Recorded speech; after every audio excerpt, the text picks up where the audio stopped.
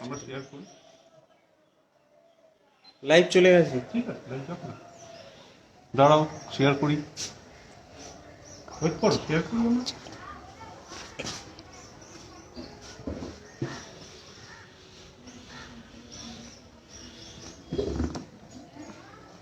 আমরা লাইভ গেছি। নমস্কার সকলকে। এখনো আসেনি। নমস্কার, আমরা আজকে চাঁদের হাটের ছাদে দাঁড়িয়ে আছি এখন। আমরা হোপফুলি লাইভ চলে গেছি অলরেডি। আমাদের চাষবাসের আজকে দ্বিতীয় দিনের অনুষ্ঠান শুরু। এই পেজেন্ট মুভমেন্ট, এগ্রিকালচার বিল, এই সমস্ত কিছু নিয়ে আর্টিস্ট কমিউনিটির যে রেসপন্স, সেইটা আমরা ভাবছি, চিন্তা করছি, কাজও করবো এটা নিয়ে। তার জন্য আমাদের অনেক কিছু জানার দরকার আছে। আজকে আমাদের একটা বক্তব্য রাখবে অংশুমান, তো অংশুমানকে ইন্ট্রোডিউস করে দেবে সুমেরু। তাহলে আমরা শুরু করছি আজকের অনুষ্ঠান। চাঁদের হাটে হচ্ছে, চাঁদের হাট ফুড স্টুডিও এবং শেল্টার প্রমোশনের কাউন্সিলের তরফ থেকে সবাইকে অভিনন্দন।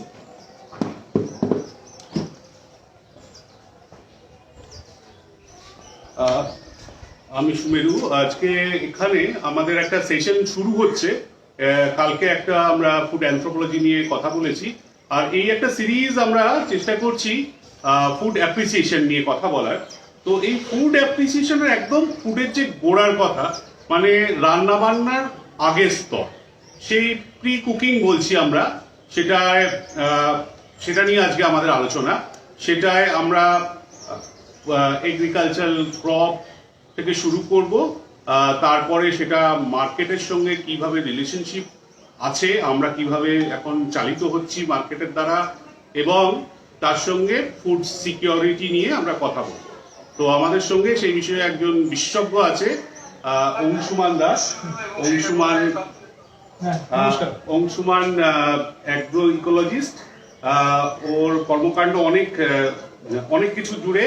ও শুধু আমাদের ভারতবর্ষের ইস্টার্ন জোন নয়, ও বিদেশেও নেপাল, বাংলাদেশ, আফ্রিকা এইসব দেশগুলোতেও কাজ করে। তো ওর একটা অন্য ধরনের দেখাও আছে। আর এখন একটা যাপন বলে একটা পত্রিকা করছে অল্টারনেটিভ লিভিং এর পরে, সেটারও সম্পাদক। তো এবার চেষ্টা ওর, তো ও আমাদের যেভাবে চালনা করবে, যেভাবে ভাবতে বলবে, আমরা সেভাবে শুনবো। প্লিজ। ঠিক, নমস্কার সবাইকে, ধন্যবাদ। তো বেশি দেরি না করে আমি বরং বিষয়ে সরাসরি ঢুকে যাই। কালকে যেখানে সুমহানদা শেষ করেছেন যে খাবার কিভাবে বিবর্তন হয়ে আজকে এই জায়গাতে এলো, আমি বরং যেখানে সুমহানদা শেষ করেছেন আমি সেখানেই চেষ্টা করি শুরু করার। এবং আপনারা যারা আছেন, আপনাদের একটু কাজও করতে হবে। বলে শুধু আমি বলবো এরকম না, আপনাদেরও বলতে হবে, আপনাদের কাছ থেকে আমি শুনবো, একটা খেলাও খেলবো, দেখা যাক কি হয়। তো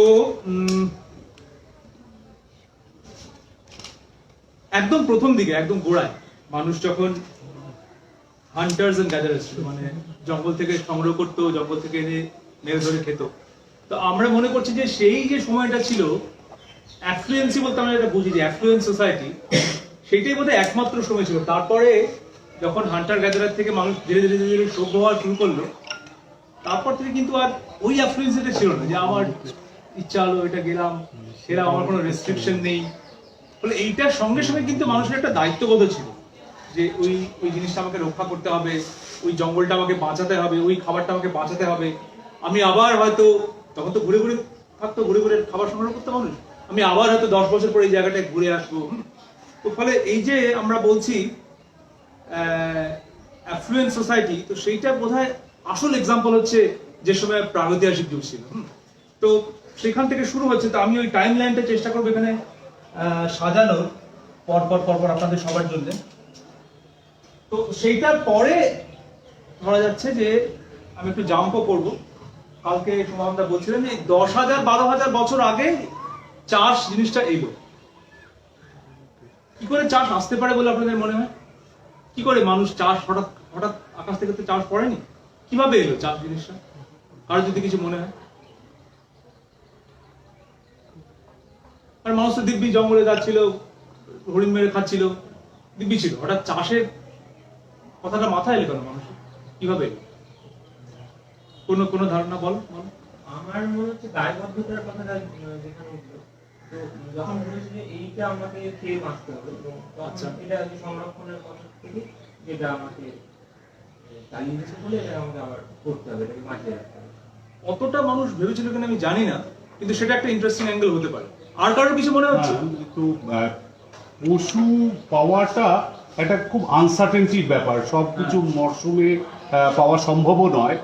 যখন গুহার মধ্যে বা থাকছি বা আমরা একটা জায়গা থেকে আরেকটা জায়গায় যাচ্ছি, তখন আমরা নতুন জায়গায় গিয়ে কি পাবো, এই আনসার্টেনটিতে আমাদের একটা অল্টারনেটিভ ফুড দরকার, হ্যাঁ। যেটা পশু শিকারে সম্ভব নয়। হ্যাঁ, তো সেখানে আমাদের কিছু এমন কিছু খেয়ে দেখতে হবে যেটা আমি ক্যারি করতে পারবো আমার সঙ্গে। ঠিক ঠিক। তো মনে করা হয় যে ধরা যাক আমি জঙ্গল থেকে একটা জিনিস সংগ্রহ করে নিয়ে এসেছি, ফলমূল কিছু একটা, সেইটার বীজ আমি তো খেয়ে ফেলেছি, এবং ওই যে আবিষ্কারটা, ওইটা আসলে আবিষ্কার যে আমি বীজটা ফেললাম, আরে মজার ব্যাপার হচ্ছে যে ওই বীজটা থেকে আবার ওই ফলটাই হলো যেটা আমি খেয়েছিলাম।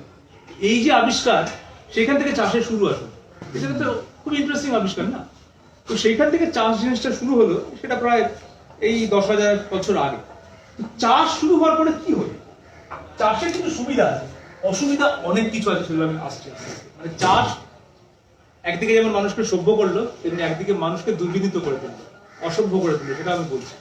কিন্তু চাষের কিছু সুবিধা আছে, চাষ না হলে আজকে মানুষ এই জায়গায় আসতে পারে। সেই সুবিধাগুলো কি?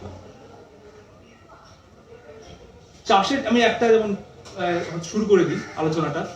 চাষের একটা মস্ত সুবিধা আছে, যেটা সুমেরু বলছিল, যে সার্টেনিটি আছে, যে এইটা আমি দিলাম, এই ফসলটা লাগালাম, আমি 3 মাস পরে এই ফসলটা আবার পাবো।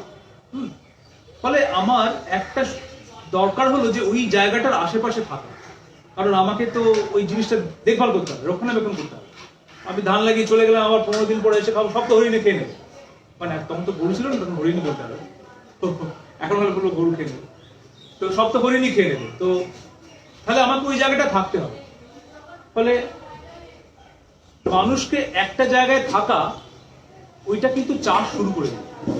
হ্যাঁ, কারণ জিনিসপত্রের রক্ষণাবেক্ষণ করতে হবে। আরেকটা খুব মস্ত বড় জিনিস, সেটা হচ্ছে জঙ্গলে যাওয়ার প্রয়োজনীয়তাটা আস্তে আস্তে কমতে শুরু করে।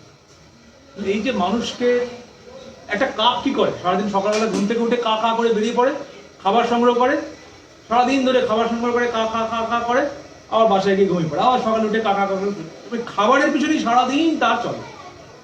মানুষেরও কিন্তু চাষ শুরু করার আগে সেটাই ছিল, সারাদিন ধরে, ইনফ্যাক্ট কখনো কখনো সারা রাত ধরে, মানে জঙ্গলের ভিতরে ঢুকে গেলে তো গুহায় থেকে যেত, আর তো ফিরতে পারতো না গোষ্ঠী। ওই একটা সারাদিন ধরে খাবার তাড়নায় থেকে ঘুরতে হবে।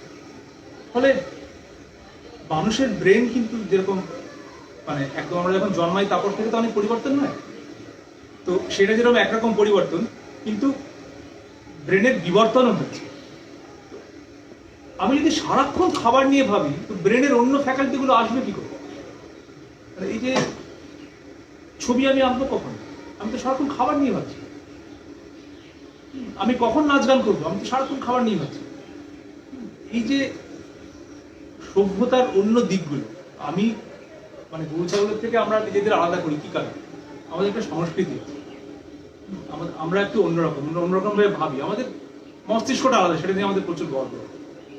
এই মস্তিষ্কটা তৈরি হওয়ার সময় পেলো কিন্তু চাষটা এলো, সেটা একটা মস্ত ব্যাপার, যে ডিভিশন অফ লেবার তৈরি হলো। আচ্ছা, তুমি এইটা করবে, তাহলে মহিলাদের একটা সময় ঘরে থাকতেই হয়, তাহলে কেন না এই চাষবাস বিষয়টা মহিলারাই দেখেন। মানে এখনো পর্যন্ত বীজ সংগ্রহ করা এবং বীজ রক্ষণাবেক্ষণ করা, এইটার যা জ্ঞান, সেটা কিন্তু মূলত এখনো গ্রামে মহিলাদের কাছেই আছে, ওটা কিন্তু পুরুষদের কাছে যায় না। পুরুষরা এখনো ওই মানে লাঙল চালানোর দিকটাই বেশি দেখেন, যেগুলো কাজ করতে হয় সেগুলো বেশি দেখেন, কায়িক পরিশ্রম আছে সেগুলো বেশি দেখেন। আরেকটা জায়গা বেশি করে দেখেন, সেটা হচ্ছে বাঘ। তো যেখানে পয়সা ইনভলভ, সিদ্ধান্ত নেওয়ার দরকার, সেইখানে সবসময় পুরুষরা আছে, সেখানে মহিলাদের তারা একটু সরিয়ে রেখেছেন আড়াল করে। ফলে কি চাষ করবো, কোত্থেকে বীজ কিনবো, এটা কত দামে বিক্রি হবে, সেইগুলোর ব্যাপারে সবসময় পুরুষরা খুব এগিয়ে থাকেন। কিন্তু আসল চাষের যে কাজ আমরা দেখছিলাম, ওই ধান চাষের আমরা চেষ্টা করছিলাম দেখার যে কত ধান চাষ, কতটা কাজ কারা করেন। 80% থেকে 85% কাজ কিন্তু মহিলারা করেন, যেটা আমরা ইগনোর করে এসেছি বরাবর। আমাদের কৃষক বললে কি মনে হয়? ওই মাথায় পাগড়ি বাঁধা একটা লোক। আমরা বরাবর কৃষক বললে ওই ছবিটাই এঁকে এসেছি, কখনোই কিন্তু মহিলাদের ছবি আঁকি। তো সেইটা কিন্তু শুরু হয়েছে ওই সময় থেকে। মহিলাদের যেহেতু সন্তান ধারণের জন্য বা মেনস্ট্রুয়েশনের জন্য কিছুটা সময় আমি বাধ্য হচ্ছি করে থাকতে, সেই সময়টাকে কাজে লাগিয়ে ওইটা ঘাড়ে চাপিয়ে দেওয়া, এবং সেটাও সেভাবে বিবর্তনটা হয়েছে আর কি। হ্যাঁ, তো চাষ আসার ফলে এইগুলো কিন্তু হলো, এবং চাষ আসার ফলে মানুষের যে এই চিন্তা ভাবনা করার ক্ষমতা, সেটা কিন্তু ভীষণ ভীষণ বাড়ে। মানুষ অনেক স্টেবল হলো, মানুষ ডিভিশন অফ লেবারটা তৈরি হলো, বিলঙ্গিংনেস, যে এই জায়গাটা আমার, এই জমিটা আমার, এই খাবারটা আমার, এই বিলঙ্গিংনেসটা তৈরি হলো। ব্যক্তিগত মালিকানা, ব্যক্তিগত এইটা আমার, মানে তখনও ব্যক্তিগত ছিল না, তখনও গোষ্ঠীগত ছিল, এইটা আমার, এই বোধটা আসতে শুরু হলো আস্তে আস্তে, যেটা কিন্তু চাষ থেকেই হলো, তার আগে এটা ছিল না। এবং এটার পরে যেটা হলো, এবারে আমি খারাপ দিকগুলো আসছি, চাষ এসে আমাদের যেন সুবিধা হলো, এগুলো সাংঘাতিক জিনিসটা হলো যে খাবার সেই সময় থেকে মানুষের উপরে আধিপত্য কায়েম করার একটা রাস্তা হয়ে গেল। আমরা যার কাছে বেশি খাবার, তার ক্ষমতা বেশি। বড় বড় গ্র্যানারি পাওয়া যাচ্ছে এই সময়টাতে, মানে যে সময়টার কথা আমি বলছি, মানে মানুষ চাষ শুরু করার পর থেকে, মানে বিশাল বড় বড় খাদ্য ভাণ্ডার, সেইগুলো কারোর একটা অধীনে। খাদ্য ভাণ্ডারটাকে কেন্দ্র করে মানুষের সমাজ জীবন তৈরি হচ্ছে, এটা একটা বিশাল জায়গা। এবং আমরা অনেক সময় বলি যে ওইটাই কিন্তু স্টেটের এমব্রায়, দ্য গ্র্যানারিজ আর this embryo of the state. স্টেটের যে ধারণাটা এলো, কিন্তু এটা শুরু হলো ওই গ্র্যানারি থেকে। এই যে আমি খাদ্য জমা করা শুরু করলাম, খাবার পরে উদ্বৃত্ত, সেটা আমি জমাতে শুরু করলাম। এই যে উদ্বৃত্ত, এই উদ্বৃত্তটা থেকে এই আমার সমস্ত সর্বনাশের শুরু হলো। মানুষের সভ্যতার সমস্ত সর্বনাশের শুরু হচ্ছে ওই উদ্বৃত্ত, এবং সেটা বলা ভালো যে চাষ থেকে আসা শুরু হলো সেটা। তো যুগে যুগে কিন্তু এই যে concentration of power over food, খাবারটাকে কেন্দ্র করে ক্ষমতা, সেই ক্ষমতাটাই কিন্তু আজ পর্যন্ত হাঙ্গার, ক্ষুধা বা দুর্ভিক্ষ, সেগুলোর কারণ কিন্তু সেটাই। খাবারকে কেন্দ্র করে ক্ষমতা, এবং সেটা কয়েকজনের হাতে কেন্দ্রীভূত ক্ষমতা, সেটা হচ্ছে মূল সমস্যা, যেটা ধীরে ধীরে আমরা এগোতে শুরু করলাম। এবং তখন ওই জমির মালিকানা, আচ্ছা এই জমিটা আমার, এই জমিতে আমি অন্য লোককে দিয়ে কাজ করাবো, ট্যাক্স, এটা কিন্তু ওই ইউকের ওই সময় একটা ছোট্ট দেশ ব্রিটেন, সেটা যে কিভাবে এই জিনিসগুলো ধীরে ধীরে ধীরে ধীরে নিয়ে এসছে, সেটা আশ্চর্য হয়ে যেত। এই যে, এবং আগে কি আমার জমি, আবার কার জমি, পৃথিবীর জমি, এখানে চাষ করবো খাবো, এই ধারণাটাই কিন্তু বদলাতে শুরু করে ইউরোপের ওই জায়গাটাতে, যেখানে ভাগ চাষি, আমার জমি আছে, আমার অনেকটা জমি আছে, সেখানে অনেকগুলো লোক কাজ করবে, আমি শুধু উৎপাদনটা পাবো, উৎপাদনটা আমি গ্রেনারিতে জমাবো, এবং ওইটাকে কেন্দ্র করে আমাকে কেন্দ্র করে বাকি পৃথিবী ঘুরবে। তো এইখান থেকে রাজা, সামন্ততন্ত্র, ট্যাক্স, জমির ট্যাক্স, এই সমস্ত ধারণাগুলো কিন্তু সেই সময়টাতে শুরু হয়। এটা আমি বলছি ধরা যাক এই 9th সেঞ্চুরি 10th সেঞ্চুরি সময়। এবং এই ঘটনাগুলো ঘটছে কিন্তু ইউরোপের আশেপাশে। ইউরোপের যদি আপনারা ম্যাপটা দেখেন, প্রায় গোটা মহাদেশটাই আমাদের ভারতবর্ষের মধ্যে এঁটে যাবে, প্রায় পুরোটা না হয়। জমি তো নেই, এটা তো চলছে, মানে আমি খাওয়াবো কি করে এতগুলো? তাহলে সেই সময়টা আবার আপনি যদি মনে করেন ছোটবেলার ইতিহাস বইয়ের পড়া, যে এই 16 থেকে 18 সেঞ্চুরির মাঝামাঝি কিন্তু প্রচুর আমাদের কি বলে ওই ভূপর্যটকরা কিন্তু বেরিয়ে পড়লেন দিকে দিকে দেশ আবিষ্কার করতে। এটা পিছনে একটা উদ্দেশ্য ছিল যে আমাদের তো কুলোচ্ছে না, তাহলে কোথা থেকে এইগুলো নিয়ে আসা যায়? এই এই যে বণিক শ্রেণীকে, এই বণিক শ্রেণীকে কিন্তু সাপোর্ট করেছেন রাজারা সেই সময়। তো প্রচুর রাজার সাপোর্টে সেই সময় কয়েকজনের নাম আপনারা জানেন, Magellan, Columbus, Vasco da Gama, এরা সব কিন্তু ওই রাজাদের সাপোর্টে বেরিয়ে পড়লেন জাহাজ নিয়ে, দিকে দিকে ঘুরে বেড়াতে শুরু করলেন। এবং সেই সময়টাতেই, যেটা এখন আমেরিকা, ভারতবর্ষ, এই সময়গুলো দেখে ওদের মাথা খারাপ হয়েছে, বাপরে এরকম জায়গাও আছে, এত বৈচিত্র্য, এত খাবার।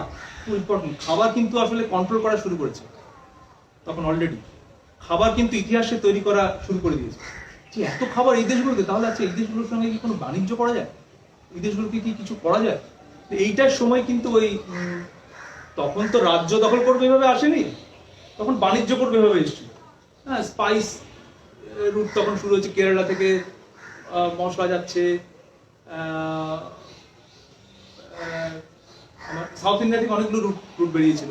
তো নানা জায়গা থেকে এরকম খাবার, বিশেষত স্পাইস জাতীয় জিনিস শুরু হচ্ছে। এবং তারপরে আরো একটা জিনিস শুরু হলো, সেটা হচ্ছে যে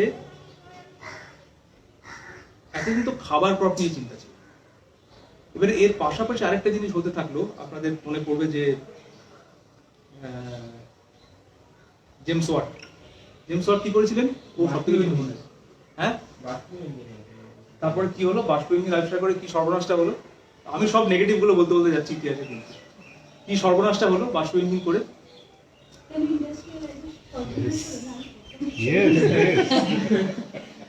যে সব কমিউনিকেশন হলো, কিন্তু আসলে যন্ত্রটা আবিষ্কার, এফিসিয়েন্সি অনেক বেড়ে গেল আমাদের। ফলে আমাদের আর ওই ব্রিটেনে যে মানে সুতোর কলগুলো চলতো, সেই কলগুলো এত দ্রুত কাপড় বানানো শুরু করতে আরম্ভ করলো যে আমার আর চাহিদা দিয়ে কুলি উঠতে পারছি না। মানে কত পাট আমি খাওয়াবো, এই যন্ত্রটা এখন হু করে চলছে। মানে যে একদিনে 10 মিটার কাপড় করছিল হয়তো, সে এখন 2 সেকেন্ডে 10 মিটার কাপড় করে ফেলছে। আমি এত খাওয়াবো কি করে যন্ত্রগুলোকে? পাট তো আর করতে পারবে না, মানে পাট তো আর যন্ত্রে হবে না, পাট তো সেই মাটিতেই বীজ পুঁতে করতে হবে। মুশকিল তো ওইটাই। ওই একটা কল করে রেখেছে যে বীজ পুঁতেই গাছ হতে হয়, আর কোনোভাবে গাছ হয় না। সুতরাং জমি লাগবে, জায়গা লাগবে। এইবারে সাংঘাতিক যেটা হলো যে খাবারের জমি যেগুলো ছিল, সেইগুলো ধীরে ধীরে, যেগুলো খাবার নয় সেই সমস্ত ফসল, পাট, আরেকটা সাংঘাতিক জিনিস নীল, এইসব চাষ করা শুরু হলো। ফলে খাবারের জমিগুলো খেতে শুরু করলো ধীরে ধীরে। এগুলো সব কিন্তু ওই ইন্ডাস্ট্রিয়াল রেভলিউশনের একটা ফসল। খারাপ বললে আবার নন্দীতে রেগে যাবে, কিন্তু এগুলো সব মানে আমাদের যে নেগেটিভ গুলো আমাদের তো সহ্য করতে হবে, আমাদের বহন করতে হবে, সেটা শুরু হলো। এবং তখন থেকে ওই ক্যাশ ক্রপের ধারণাটা এলো। ক্যাশ, খাবার একটা নেসেসিটি, খাবার যেরকম একটা নেসেসিটি, খাবার একটা সংস্কৃতি, খাবার আমাদের বেঁচে থাকার একটা অঙ্গ। খাবারকে যে মুহূর্তে আমরা কমোডিটি ভাবতে শুরু করবো, তখন থেকে অনেক কিছু গন্ডগোল আসবে, যেটা অলরেডি এখন আমরা দেখতে পাচ্ছি, সেটা ধীরে ধীরে আসবে।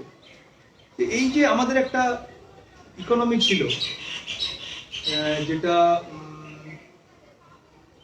কিছুটা লেনদেনের ভিত্তিতে চলতো, যেটা আজকে আমি এখন দেখছিলাম যে মানে আপনি 50 টাকা আমাকে এত সবজি দিয়েছেন। ও, আপনি আছেন তো? হ্যাঁ, এই যে আমাদের সভ্যতা, এই যে আমাদের একটা লেনদেন, এই যে আমাদের একটা দেওয়া নেওয়ার সংস্কৃতি ছিল, বা আমি যদি বলি দেওয়া নেওয়ার ইকোনমি ছিল, যেটা তো ক্যাশ বেস নয়, কিন্তু সেটা একটা কাইন্ড বেস। সেইটা কিন্তু ধীরে ধীরে বদলে পুরোটাই ক্যাশ বেসড ইকোনমি হয়ে যাচ্ছে, মানে পয়সা দিয়ে সবকিছু করতে। সেটা কিন্তু ওই সমস্ত যদি বুঝতে থাকি আমরা, আবার আমি মনে করে দিচ্ছি সেই 10,000 বছর আগে সেই যে মানুষ চাষ আবিষ্কার করলো, সেইখান থেকে কিন্তু এই সূত্রগুলো শুরু হলো, এই সর্বনাশের বীজগুলো আমরা বপন করতে শুরু করলাম। ফলে এই যে ফুললি মানিটাইজ ইকোনমি হয়ে গেল আস্তে আস্তে ধীরে ধীরে। আজকে আরো এলো, সেখানে আমি আরো আসবো। এবং এইটাই সেই সময় যেখানে আমরা স্লেভারি, খাবারের, আমি তোমাকে খেতে দেবো, তুমি আমার এখানে কাজ করো, তোমাকে আমি শিকল দিয়ে বেঁধে রাখছি, তুমি কাজ করো, তার বিনিময়ে তুমি খেতে পাবে। এরকমও হয়েছে অ্যামাজনের কাছে রাবার ইন্ডাস্ট্রি ছিল। সেখানে মানে ওই চাষের জমি হাঁটিয়ে রাবার ইন্ডাস্ট্রি করা আছে, সেইখানে লোকেদের ক্যান্ড ফুড দেওয়া হতো, ক্যানে করে খাবার যেত, ওই প্রসেস ফুড যেগুলো তারা করতে বাধ্য হতো রাবার চাষটা, তার কারণ তারা ওই ক্যান ফুডের উপর ডিপেন্ডেন্ট, কারণ তারা চাষ করে না, চাষ করতে মানে তার সব জমি নিয়ে নেওয়া হয়েছে। তো এইরকম ভাবে এই যে স্লেভারি এলো, এরকম ভাবে জমিনদারি সিস্টেম এলো, যেটা আবার পরে ব্রিটিশরা যখন ইন্ডিয়া এলো আমাদের, সেই সেই সেই জমিনদারি সিস্টেম কিন্তু এখানে শুরু হয়নি, মানে শুরু হয়েছিল ব্রিটেনে আসলে, সেটা আমাদের আবার এখানে ঘাড়ে চাপালো। এবং 1769 থেকে 1763 এই সময়টা হচ্ছে গ্রেট বেঙ্গল ফেমাইন, যে বাংলার দুর্ভিক্ষ। তার একটা মানে দুটো বড় কারণ, একটা প্রধান বলা হয় যে এই খাবারের ক্রপগুলোকে ধীরে ধীরে, খাবারের জমিগুলোকে আমরা নীল চাষের জমি, ওপিয়াম, আফিম চাষের জমি, আফিংয়ের জমি, না ঠিক আছে আমার দাঁড়াতে শুরু, হ্যাঁ, আফিংয়ের জমি, তারপরে নীলের জমি, এগুলো ধীরে ধীরে, এবং ট্যাক্স বেড়েছিল সেই সময় প্রচুর, মানে কোনো কোনো জমিতে 10% থেকে 50% ট্যাক্স বেড়েছে। ফলে সব কিন্তু মাথায় রাখবেন, ওই খাবারের দাম, খাবারের ইকোনমি, এটাকে করেই কিন্তু এগুলো হচ্ছে, এটা নিয়ে ঘুরছে। ওই যেটা বলছিলাম মানে কলোনিয়ালিজম ইত্যাদি ইত্যাদি, ইন্ডাস্ট্রিয়াল রেভলিউশন, এইটার সময়ে, এই সময়টাতে একজন, আমি বলবো কুখ্যাত একজন ইকোনমিস্ট, ম্যালথাস, সেটা 1834 ম্যালথাস বললেন, সেটা আমাদের মানে আমাদের মহাপণ্ডিত ইকোনমিস্টরা এখনো মেনে চলে, যদিও সেই থিওরিকে অনেকদিন আগে ডাম্প করে দেওয়া হয়েছে। ম্যালথাস বললেন যে খাবার মানুষের পপুলেশন জিওমেট্রিক প্রোগ্রেশনে বাড়বে, তার মানে কি, মানে 2 থেকে 4 হবে, 4 থেকে 8 হবে, 8 থেকে 16 হবে, কিন্তু খাবারটা জিওমেট্রিক প্রোগ্রেশনে বাড়বে, খাবার উৎপাদনটা আমার বাড়বে সিম্পল অ্যারিথমেটিক, 1 থেকে 2 হবে, 2 থেকে 3 হবে, 3 থেকে 4 হবে। ফলে পপুলেশন আর খাবার উৎপাদন আমি কখনোই মেলাতে পারবো না। ফলে এই যে ম্যালথাসের থিওরি, এইটার উপরে ভিত্তি করে একটা সাংঘাতিক কাজ হলো। আপনারা জানেন নরম্যান বোরল্যাক বলে, হ্যাঁ, তিনি বললেন যে আচ্ছা তাহলে তো ভালোই হলো, এই তো ম্যালথাস বলে দিয়েছে যে খাবারের উৎপাদন আমার বাড়াতে হবে প্রচুর পরিমাণে, তাহলে একটা কাজ করা যাক, আমরা এরকম বীজ আবিষ্কার করি যেগুলোতে প্রচুর খাবার উৎপাদন বেড়ে যায়। তো নরম্যান বোরল্যাক বলে একজন, যিনি পরে নোবেল প্রাইজ পেয়েছিলেন, তিনি ওই হাইব্রিড বীজ সেটা আবিষ্কার করলেন। কি করে আমি, আচ্ছা হাইব্রিড বীজটা নিয়ে একটু বলে না, বলে যে হাইব্রিডাইজেশন কিন্তু প্রকৃতিতে ছিল না এরকম, মানে হাইব্রিডাইজেশন হয়েছে বলেই কিন্তু ওই মানে এতটা নানা রকম জিনিস আমরা দেখতে পাচ্ছি, মানে কদম গাছটা পেয়ারা গাছের মতো দেখতে নয়, তার কারণ কোনো একটা সময় একটা পরাগ আরেকটা পরাগে গেছিল, দিয়ে মিলেমিশে একটা চরিত্র তৈরি হয়েছে, কিন্তু সেইটা হতে প্রচুর সময় লেগেছে। মানে ধরা পৃথিবীর বয়স হচ্ছে 400 কোটি বছর, প্রাণ এসছে 100 কোটি বছর আগে, তার মানে এই 300 কোটি বছর ধরে পৃথিবী কিন্তু এক্সপেরিমেন্ট করেছে কোনটা দাঁড়াবে, কোনটা হবে, কোনটা হবে না। আর আমরা কালকে সুমন দা বলছিলেন আমাদের বয়স হচ্ছে 10,000 বছর, তার মানে আমরা এমন পাকা পণ্ডিত যে এই 300 কোটি বছরের এক্সপেরিমেন্টকে অগ্রাহ্য করে আমরা বলছি 10,000 বছর আমাদের যে অভিজ্ঞতা আমরা সব বুঝে গেছি, আমাদের সব বদলে ফেলতে হবে। এই ধান চাষে চলছে না, এই ধানে চলছে না, এই খাবারে আবার কি খাবার, এই ইঁদুর কেউ খায়নি, তোমরা সব ইয়ে খাও, পোলট্রি মুরগি খাও, হ্যাঁ ইঁদুর খাওয়ার দরকার নেই, ওগুলো খাবারই নয়, ওগুলো খাবার বলে না। তো আমরা ডিফাইন করে দেওয়া শুরু করছি কোনটা খাবার কোনটা খাবার না। আমরা বলে দিচ্ছি প্রকৃতিকে, তোমার কদম গাছটা ভালো হয়নি, আমি কদম গাছটা করছি, বেঁটে কদম গাছ হবে, অনেক ফুল হবে, হ্যাঁ আচ্ছা তাতে কদম গাছের গন্ধটাও ভালো লাগছে না, আমাদের রজনীগন্ধার গন্ধ দিয়েছে, হ্যাঁ বেশ কদম ফুল হবে, হলুদ রঙের সুন্দর দেখাবে, তাতে রজনীগন্ধার গন্ধ দিয়েছে। এইটা হচ্ছে আমাদের আন্ডারস্ট্যান্ডিং অফ সায়েন্স। যেটা পৃথিবী 300 কোটি বছর ধরে ট্রাই করেছে, কিন্তু চেষ্টা করে করে এই জায়গায় পৌঁছেছে। আজকে আমরা সেটা চেষ্টা করছি 10,000 বছরের অভিজ্ঞতা বদলে দেবে। আচ্ছা, গত সরকারের সময়, গত বিজেপি সরকার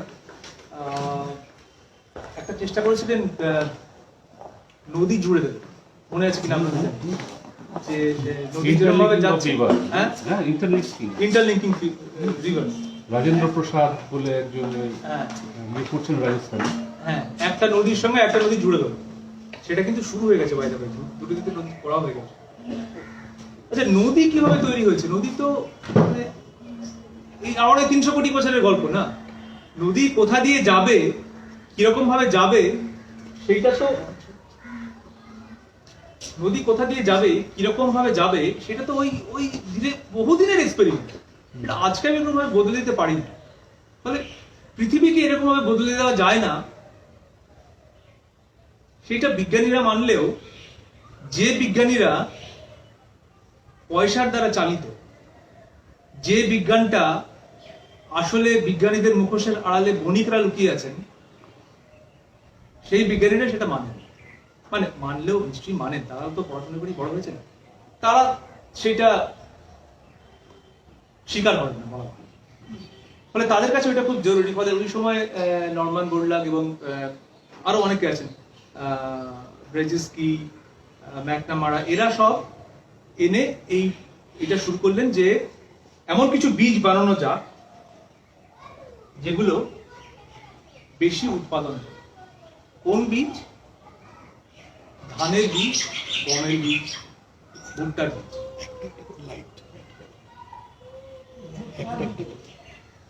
ভারতবর্ষে গম কোনোদিন আমাদের খাবার ছিল না। আমরা বরাবর চাল খেয়েছি, খুব পুষ্টিময় জায়গাতে আমরা গম খেতাম। প্রধানত আমরা চালকেই, মানে চালেরই মানুষ। এটা ছাড়াও আপনি যদি ভারতবর্ষের কথা একটু ভাবেন, ওই মানে উপর থেকে শুরু করুন, কাশ্মীর থেকে শুরু করুন, কন্যাকুমারী অব্দি, এদিকে রাজস্থান থেকে পশ্চিমবঙ্গ অব্দি, কি আরো ওদিকে মণিপুর অব্দি, কোথায় একমাত্র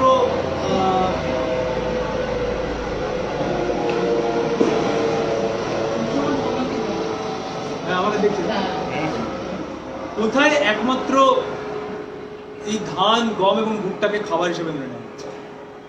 আমরা কত রকম খাবারকে একটু ভেবে দেখুন।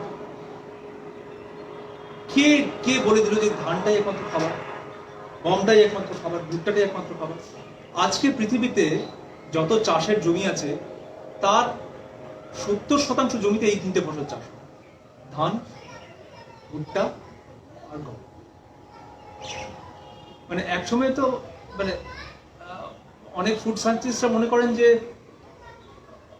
মানে মানুষ ধান, ভুট্টা, গমকে ইয়ে করেনি, কি বলে, গ্রহণ করেনি। আসলে ধান, ভুট্টা, গমই মানুষকে বেছে নিয়েছে ধ্বংস করার জন্য। তো আমরা আসলে ধান, ভুট্টা আর গমের মানে একদম দাসত্ব স্বীকার করে নিচ্ছি, সেটা ছাড়া আমাদের চলে। তো তো এই যে পুরো পপুলেশনের গল্পটা খাইয়ে তো এটা করা হলো যে তোমাদের প্রচন্ড পপুলেশন, এই তোমাদের থার্ড ওয়ার্ল্ড কান্ট্রি, লিঙ্কি করে তোমরা থাকো, হ্যাঁ, তোমরা ঘন্টায় ঘন্টায় বাচ্চা হচ্ছে, তোমাদের খাবারের টান পড়বে, সুতরাং আমরা বলে দিচ্ছি তোমাদের কি করতে হবে, তোমরা এই হাইব্রিড বীজ নাও, এটা নিলে ভালো, এটা অনেক অনেক ফসল হবে, অনেক ভালো হবে। তো এটা বেসিক্যালি একটা ফার্স্ট ওয়ার্ল্ডের ভিউ। কিরকম? আজকে যদি ধরা যাক ডমিনিক রিপাবলিক, আফ্রিকার দিকে একটা ছোট্ট দেশ, সেইখান থেকে যদি কোনো কারণে ইউকেতে জাহাজ যাওয়া বন্ধ হয়ে যায়, তাহলে ইউকের লোক কলা খেতে পারবে না। ওদের তো উৎপাদন করার জায়গা নেই, ক্যাপাসিটিও নেই, তারা জানেও। তাদের পুরো জিনিসটা কিন্তু, পুরো খাবারটা ডিপেন্ডেন্ট হচ্ছে এই আফ্রিকা, এশিয়া, এই জায়গা থেকে। অনেকটা অবশ্য ইয়েও আছে, কি বলে, সাউথ আমেরিকাও আছে। তো এই সব জায়গা থেকে কিন্তু পুরো খাবারটা তারা নিয়ে যাচ্ছে। ফলে আমাদের এই গল্পটা খাওয়ানোর দরকার ছিল। যদি আমাদের প্রোডাক্টিভিটি বাড়ে, আমাদের আমাদের এখানে প্রচুর উৎপাদন হয়, তাহলে ওদের সুবিধা, তাহলে সাদা চামড়ার লোকেদের সুবিধা।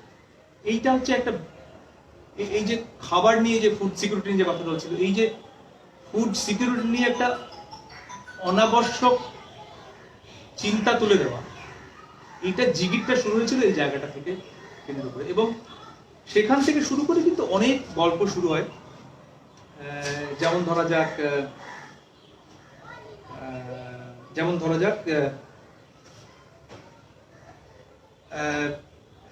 আচ্ছা, আমি একটু ফার্স্ট ওয়ার্ল্ডের একটু আমি সমালোচনা করি, পেয়েছি যখন শুরু, আর কেউ যখন সাদা চামড়া এখানে নিই, সেটা শুরু। একটা হচ্ছে যে ইউএসএ যা স্ট্যাটিস্টিক্স বলছে যে ইউএসএ 6% পপুলেশন, গোটা পৃথিবীতে যত মানুষ আছে তার 6% হচ্ছে আমেরিকান। তারা পৃথিবীর 35% খাবার, 6% লোক পৃথিবীর 35% খাবার। আর ইন জেনারেল পুরো ফার্স্ট ওয়ার্ল্ড যাকে আমরা বলি, মানে ইউরোপ, জাপান, ইউএস, এটা ধরে ইন জেনারেল তারা হচ্ছে ফার্স্ট ওয়ার্ল্ডের পপুলেশন হচ্ছে 25%। 25% লোক হচ্ছে গোটা পৃথিবীর 25% লোক ফার্স্ট ওয়ার্ল্ডে, এবং তারা 75% খাবে সারা পৃথিবীতে যা উৎপাদন হচ্ছে। এবারে ফুড সিকিউরিটির গল্পটা যে কি, সেটা একটা আশ্চর্য। তার থেকেও বড় কথা, যত গ্রেইন উৎপাদন হয়, যত খাদ্য মানে শস্য উৎপাদন হয়, শস্য ইন দ্য সেন্স এই তিনটে ধরা যায়, ভুট্টা, গম আর চাল। চাল পেটে খায় না, ভুট্টা, গম, এর থেকে যে খাবার, এই শস্যগুলো যত উৎপাদন হয় পৃথিবীতে, তার 30% খায় হচ্ছে ফার্স্ট ওয়ার্ল্ডের গরু। মানে আমি গরু মানে সত্যি গরু, গরু অর্থে অন্য গরু বলছি না, সেই গরু। ক্যাটেলরা এই কর্ন, এই জাতীয় জিনিসগুলো 30%। এই স্ট্যাটিস্টিক্স শুনে বুঝতে পারছেন যে ফার্স্ট ওয়ার্ল্ডের কেন এইটা খাওয়ানো দরকার ছিল আমাদের, যে তোমাদের উৎপাদনটা যথেষ্ট ভালো নয়, যথেষ্ট সভ্য নয় তোমরা, সুতরাং এই হাইব্রিড চাষ করো, এগুলো করো। ভারতবর্ষে আচ্ছা সত্যি কি আমাদের পপুলেশন বেশি? একটা তো হচ্ছে নাম্বার দিয়ে দেখা যায়, কিন্তু আমাদের জায়গাটাও তো বড়। ভারতবর্ষে পার স্কোয়ার কিলোমিটারে, মানে আমি গত বছরের তথ্য বলছি, এটা পার স্কোয়ার কিলোমিটারে ভারতবর্ষের মানুষ হচ্ছে 420 প্রতি স্কোয়ার কিলোমিটার। ইউরোপের আরেকটা দেশ নেদারল্যান্ডস, সেটা ফার্স্ট ওয়ার্ল্ড, সেটা 409, খুব বেশি পিছিয়ে কিন্তু নেই আমাদের। আরেকটা খুব মজার এক্সাম্পল সিঙ্গাপুর। সিঙ্গাপুরও ফার্স্ট ওয়ার্ল্ডের মধ্যেই পড়ে। এটা শুনলে অবাক হয়ে যাবেন, আমি কখনো সিঙ্গাপুর যাইনি, আমার এটার জন্যই একবার যাওয়ার ইচ্ছা আছে। 8240 প্রতি স্কোয়ার কিলোমিটারে 8240 লোক বাস করে। এই পপুলেশনের গল্পটা কে কাকে খাওয়াচ্ছে, আর আমরা এটা খাচ্ছি কেন? এটা পুরোটাই একটা ভাওতা। এই ভাওতাটা এই কারণে খাওয়ানো হয়েছে যে আমাদের থেকে যদি খাবার আমরা এক্সপোর্ট না করি, তাহলে ফার্স্ট ওয়ার্ল্ডের পক্ষে বেঁচে থাকা মুশকিল। এটা খুব জরুরি। এইটা কিন্তু ইউরোপেও হয়নি এরকম নয়। ইউরোপের মধ্যে তো ভাগ আছে, ইউরোপের থেকেও প্রচুর মাইগ্রেশন হয়, এখান থেকে ওখানে যায়। একটা সময় ওই 1846 নাগাদ, ওই সময় ওই প্রচুর পটাটো, আলুর প্রধান খাদ্য, আলুর ব্লাইট রোগ হয়েছিল, তারপরে প্রচুর লোকের খাবার অসুবিধা হয়েছিল, কিন্তু সেই সময় কিন্তু এক্সপোর্ট হয়, আলুর এক্সপোর্ট হয়। আরেকটা এক্সাম্পল দিচ্ছি, 1876 থেকে 89 সাল, এটা আমরা 79 সাল, এটা আমরা খুব একটা জানি না। এটা সাউথ ইন্ডিয়াতে একটা বিশাল বড় ফেনি হয়েছে, দুর্ভিক্ষ হয়েছে। সেখানে প্রায়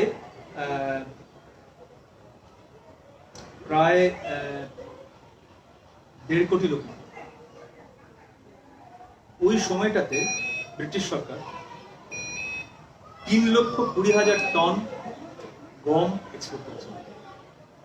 যে সময় একটা দেশে 1.5 কোটি লোক না খেতে পেয়ে মারা যাচ্ছে, সেই সময় 3,20,000 টন গম এই দেশ থেকে এক্সপোর্ট করা হয়েছে ওই 3টে বছরের মধ্যে।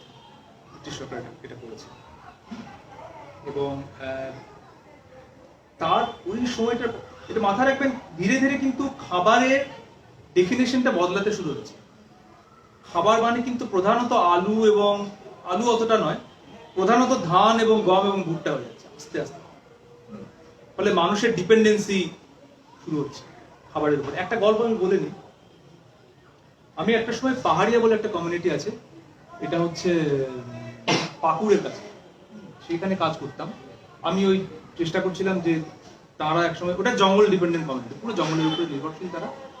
এখন ভারতবর্ষে মাত্র 20,000 পাহাড়িয়া লোক বেঁচে আছে, খুব ছোট্ট কমিউনিটি। এটা কি মালপাহাড়ি? না, পাহাড়িয়া, এদের নাম পাহাড়িয়া, মাত্র 20,000 বেঁচে আছেন। এবং এদের সঙ্গে সাঁওতালদের একটা লড়াই আছে ওই ব্রিটিশদের সময়ে। এবং এই সময়টাতে যেটা হয়েছিল, সাঁওতালরা কিছুটা ব্রিটিশদের কাছাকাছি আসতে পারে। সভ্যতা, যদি আমি সেই অর্থে পড়াশোনা জানা ইত্যাদি ক্ষেত্রে বলি, তারা একটু এগিয়ে থাকে। এবং পাহাড়িয়াদের সঙ্গে সাঁওতালদের একটা যুদ্ধ, তো সাঁওতালরা জিতে যায় এবং পাহাড়িয়াদের উপর দিকে তাড়িয়ে যায়, পাহাড়ের উপর দিকে। এবং সাঁওতালরা নিচের সমতল জমি ইত্যাদি দখল করা শুরু করে এবং সাঁওতালরা ধীরে ধীরে কিন্তু চাষবাস করা শুরু করে, যেটা পাহাড়িয়ারা করতে পারে। পাহাড়িয়ারা ওই পাহাড়ের উপরেই থাকে এবং ওই পাহাড়ের মাথায় মাথায় ঘুরে ওইখানে ওইটা সংগ্রহ করেই থাকে। এতক্ষণ অব্দি ঠিক ছিল, সংগ্রহ করে খাচ্ছিল, ঠিক আছে। এবারে আমাদের হঠাৎ মনে হলো এই আবার আমাদের তো সবই ইউরোপিয়ান থেকে, আমাদের এগ্রিকালচারের বইগুলো পর্যন্ত আমেরিকার বই, অদ্ভুত। তো মানে আমাদের দেশে ম্যাক্সিমাম লোকে কালো শুয়োর পোষে, আদিবাসীরা, অতি চমৎকার খেতে। কিন্তু এগ্রিকালচারের বইয়ে একটা প্যারাগ্রাফ লেখা নেই কালো শুয়োর কি করে পুষতে হয়, কি করে রাখতে হয়। সমস্তটা ওই বিচ্ছিরি সাদা বড় বড় অস্ট্রেলিয়ান শুয়োরগুলো, সেটা নিয়ে পাতা পর পাতা লেখা। এদিকে কালো শুয়োর যেটা আমরা পুষি সেটা নিয়ে লেখা, তাই। তো আমরা তো সেটা দিয়ে অভ্যস্ত বলে আমাদের মনে হলো যে ওই পাহাড়িরা যথেষ্ট সভ্য নয়, ওই একটা কিছু করা দরকার। ওদেরকে তোমরা বরং ওই রেশনের আওতা নিয়ে চলে। রেশন মানে হচ্ছে কি, চাল, সাদা চাল। ও পাহাড়িরা কি খায় এদিক ওদিক, রেশনে চাল দাও, ওরা খেতে পাচ্ছে না। ওরা চালের নাকি সুবিধা, কি সুবিধা, চাল রান্না করা খুব সহজ। এমন চালও আছে, কোমল বলে একটা চাল আছে, যেটা জাস্ট জলে ভিজিয়ে রাখলে চাল ভাত হয়, মানে গরমও করতে হয়। আসামে চাল রান্না করা খুব সহজ, একটু ওই ঢেঁকি টেকি করে ইত্যাদি তুষটা ছাড়িয়ে নিলেই সুবিধা। আর এটার আমরা মূলত যে খাবারটা খেতাম, ছোট দানা শস্য, যেটা হচ্ছে ওই কোদো, কাউন, রাগি, বাজরা, সেগুলো ছাড়ানো খুব সমস্যা। সেগুলোকে কিন্তু একটু প্রসেস করতে একটু সময় লাগে, খেতেও মানে ওই রান্না করতে একটু বেশি সেদ্ধ করতে হয়, নানা রকমের করতে হয়। ফলে চালের একটা নেশা হয় ভাতে, চট করে নেওয়া যায়, টুক করে বানিয়ে নেওয়া যায়, সবাইকে কিনতে পারে। তারপর আবার এখন 2 টাকার চাল চলে এসছে। সুতরাং এই সমস্ত খাবার ধারণা বদলে গিয়ে সব চাল নির্ভর হতে শুরু করে। ফলে সেই পাহাড়িয়া ট্রাইব যারা আমি সংগ্রহ করেছিলাম, প্রায় 112 রকমের জঙ্গলে খাবার, তারা 112 রকম। তার মধ্যে বিচিত্র খাবার ছিল। তার মধ্যে মানে লার্ভা যেরকম ছিল, পিঁপড়ের ডিম, নানা ধরনের পোকা, কাঁকড়া তো আমরাও খাই, কিন্তু ওই নদী থেকে কাঁকড়া ধরে খাওয়া, প্রচুর নানা রকম কন্দ মূল তারা সংগ্রহ করে খেত, যেগুলো ধীরে ধীরে তারা কিন্তু ভুলতে শুরু করে ওই চালের, যেহেতু রেশনের চাল সাপ্লাই দেওয়া শুরু হলো, ওইটা ধীরে ধীরে তারা ভুলতে শুরু করে। তো সেইটা কিন্তু সারা ভারতবর্ষ জুড়ে হয়েছে এবং সেইটার শুরু হয় যে সময়টাতে, সেটা হচ্ছে 1960-এর। আমি একটু ইতিহাসটা লাফিয়ে যাচ্ছি, কিন্তু মোটামুটি ধারাটাই, যে খাবারের ধারণাগুলো বদলাচ্ছে। এবং একবার জাস্ট 1943-এর ইয়েটা বলে নি, বেঙ্গল ফিমেনের গল্পটা, যে আবার দেখুন, আমাদের মধ্যে প্রচলিত ধারণা আছে যে আমাদের উৎপাদন খারাপ, যথেষ্ট উৎপাদন হয়নি, সেই জন্য দুর্ভিক্ষ হয়েছে। অমর্ত্য সেন কিন্তু এটা প্রমাণ করে দিয়েছেন যে এটা নয়। মূল সাপ্লাইটা ডাইভার্ট করে দেওয়া ছিল ইন্ডিয়ান আর্মি। যতটা আমাদের স্টক ছিল খাবার, সেটা আর্মির কাছে চলে গেছিল পুরোটা। একটা সাইক্লোন হয়েছিল, তার মধ্যে প্ল্যানিং, হোর্ডিং, প্রচুর খাদ্যশস্য মজুত করে রাখা হয়েছিল, কালোবাজারি হয়েছিল প্রচুর। তো সেইটা একটা প্রধান কারণ বলা হয় 1943-এর যে বেঙ্গল ফেমাইন সেটা। এই 1960-এর সময় থেকেই আরেকটা অদ্ভুত জিনিস শুরু হলো। এই যে বৈচিত্র্যর কথা আমরা বলছিলাম, আবার 120 রকম খাবার খেত, সেইটা ধীরে ধীরে সমস্ত কিছু রেশনের চাল হয়ে গেল। এই বৈচিত্র্যের উপরে শেষ মানে কফিনের শেষ পেরেকটা হচ্ছে গ্লোবালাইজেশন। সমস্ত কিছুকে এক করে দেওয়া, একরকম হবে। একটা হচ্ছে অলরেডি আমরা খাবারের 12টা বাজিয়েছি, যে সবকিছু চাল গম আর ভুট্টা হবে। বাকি জিনিসগুলো ধীরে ধীরে বৈচিত্র্যের 12টা বেজে দেবে।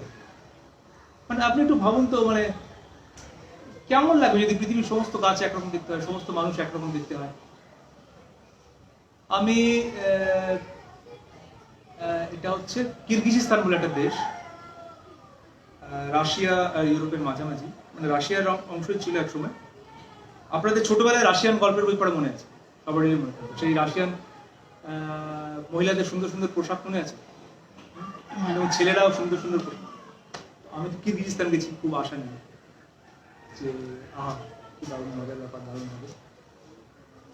গিয়ে দেখি ওই পোশাক আর লোকে পরে। সমস্ত পোশাক হচ্ছে ইউরোপিয়ানদের একটা কালো পোশাকের উপর নেশা আছে, কালো ছাই ছাই, আর সাদাও পড়ে না, মানে কালো আর ছাই ছাই, গ্রে। হ্যাঁ, সারা দেশ ওরা একটা চমৎকার দেশ, যেটা ছোটবেলা থেকে আমি একটা স্বপ্ন তৈরি করেছি যে রাশিয়া কিরগিজস্তান এটা কি দারুণ হবে, কালারফুল। হ্যাঁ, ওই পেঁয়াজের শুরুয়া খাবে, বড় বড় আগুন জ্বলবে। আরে লিপুচি করেছে ম্যাকডোনাল্ডে ভর্তি, মানে ম্যাকডোনাল্ডের দোকান, এই দোকান সেই দোকান, সব ইয়াংস্টাররা ওই আজকাল জিন্স তো অর্ধেক খুলে পড়ে যায় কোমর থেকে, তো সেই রকম জিন্স পরা, কালো জিন্স, গ্রে টি শার্ট, সবাই সেই রকম। তো একটু ভাবুন, মানে খাবারের তো 12টা বাজিয়েছি, গোটা পৃথিবীটা যদি গ্লোবালাইজেশনের চক্করে পড়ে এরকম একটা বৈচিত্র্যহীন হয়ে যায়, কিরকম লাগবে? বৈচিত্র্যহীন ভাবে তো বেঁচে থাকা যায়। হ্যাঁ, মানে বৈচিত্র্যতে আমাদের বেঁচে থাকার মূল লক্ষ্য। হ্যাঁ, মানে সবাইকে কেন ভেজিটেরিয়ান হতে হবে? সবারই বাড়ির ফ্রিজ করে কেন দেখা হবে যে গরু আছে কি? এটা তো খুব কঠিন প্রশ্ন। তুমি কি খাচ্ছ তোমার ঘরে বসে, সেটা কেন আমার চিন্তার চাহিদা হবে? এই যে সমস্ত কিছু একরকম হতে হবে,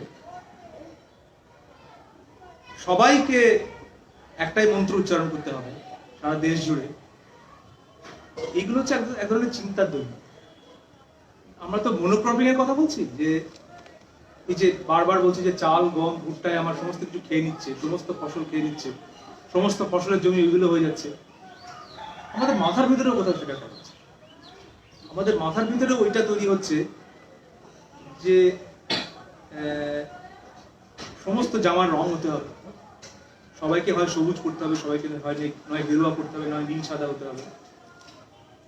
এইটা এক ধরনের দৈন্যতা। এই বৈচিত্র্য যতদিন আমরা তুলে ধরে রাখতে পারবো, খেলে জোর করে বাঁচিয়ে রাখতে পারবো, ততদিনই মানুষ বেঁচে আছে। তারপরে আর ওগুলো রোবট বেঁচে থাকবে, মানুষ বেঁচে থাকবে। যাই হোক, তো গ্লোবালাইজেশন ওই জায়গাটা হয়েছে, এবং তার একটা বড় জায়গা করে দিয়েছে হচ্ছে এই ওয়ার্ল্ড ব্যাংক এসে তারপরে লোন দিয়ে, খাবারের লোন দিয়ে। তোমরা খেতে পাচ্ছ না, আমাদের কাছ থেকে খাবারের লোন না, সেটা 60-এর দশকে হয়েছে। হয়ে আচ্ছা লোন নাও, কিন্তু এই হাইব্রিড সিডটাও নিতে হবে, এই বীজটা নাও।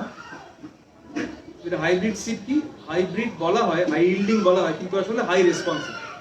এটা আসলে ভালো জায়গা পেলে, ভালো জল পেলে, ভালো সার পেলে সেটা ভালো ফসল। আমাকেও ভালো খেতে দিলে আমি মোটা হবো। তো সুতরাং যে কোনো ফসলকেই ভালোভাবে পরিচর্যা করে তারা ভালো ফসল। কিন্তু আবার আমাদের তো একটু ওই বরাবরই সাদা চামড়ার দিকে নেশা আছে, ওরা যেটা বলবে সেটাই ভালো। সুতরাং এই সমস্ত নানা কিছু হয়েছে, এবং সেটার জন্যে খাবার লোন, তার জন্যে IMF এর সাপোর্ট, তার জন্য বিশ্ব ব্যাংকের সাপোর্ট, খাবার লোনের সঙ্গে ধীরে ধীরে অন্যান্য জিনিসগুলো ঢুকিয়ে দেওয়া। যেমন 1945-এর পরে যখন দ্বিতীয় বিশ্বযুদ্ধ বন্ধ হয়ে গেল, বোমার একটা প্রধান উপকরণ হচ্ছে নাইট্রোজেন। তো সমস্ত শান্তি টান্তি হয়ে যাওয়ার ফলে এবারে অস্ত্র কি হবে, অত নাইট্রোজেন জমেছে যাবে, কি করবো? সার করে নাইট্রোজেন গাছেও লাগে, মানুষকে মারতেও লাগে, মানুষকে বাঁচাতেও লাগে। সুতরাং একটা কাজ করা যাক, ওই যা বোমার জন্য নাইট্রোজেন আমি জমিয়েছিলাম সেগুলোকে নাইট্রোজেন সার করে দেব। বলে রাতারাতি বোমার কোম্পানিগুলো সার কোম্পানি, তো সেগুলোকে সাপোর্ট করা করবে। সার তো লোকে এমনি এমনি কিনবেন। আচ্ছা, তাহলে খাবারের সাপোর্ট দাও। খাবারের সাপোর্টের সঙ্গে সঙ্গে তুমি বলো যে এই বীজটা নাও, তাহলে তোমাকে আর লোন নিতে হবে। এই বীজটা নাও, এই বীজটা দারুণ ফসল ফলে, তুমি এই নাইট্রোজেন সারগুলো নাও তার সঙ্গে। এই নাইট্রোজেন সার না, এখন খাবার দিচ্ছি কিছুদিনের জন্য, আর এই বীজটাও দিচ্ছি, আমার এই নাইট্রোজেনের সারটাগুলো নাও, নিয়ে দেখো তোমরা বছর দশকের মধ্যে সেলফ সাফিসিয়েন্ট হয়ে যাবে। এগুলো সব একটা চক্রান্ত, এটা সব একটা পয়সা চক্রান্ত। আপনারা বুঝতে পারছেন যে খাবারকে আসলে ব্যবহার করা হয়েছে। এই পুরো ব্যবসাটা তৈরি করতে এই এক্সট্রা নাইট্রোজেনকে ব্যবহার করতে, দখল করতে, দেশ দখল করতে, নিও কলোনিয়ালাইজেশন হচ্ছে, দেশ দখল করতে কিন্তু খাবারকে ব্যবহার করা হয়েছে প্রবল। সেটা ভারতবর্ষের একটা খুব বড় উদাহরণ, যেটা গ্রিন রেভলিউশনে হলো। ভারতবর্ষে একটা সময়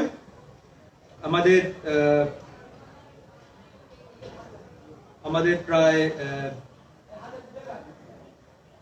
3 লক্ষ ধান ছিল, 3 লক্ষ রকম।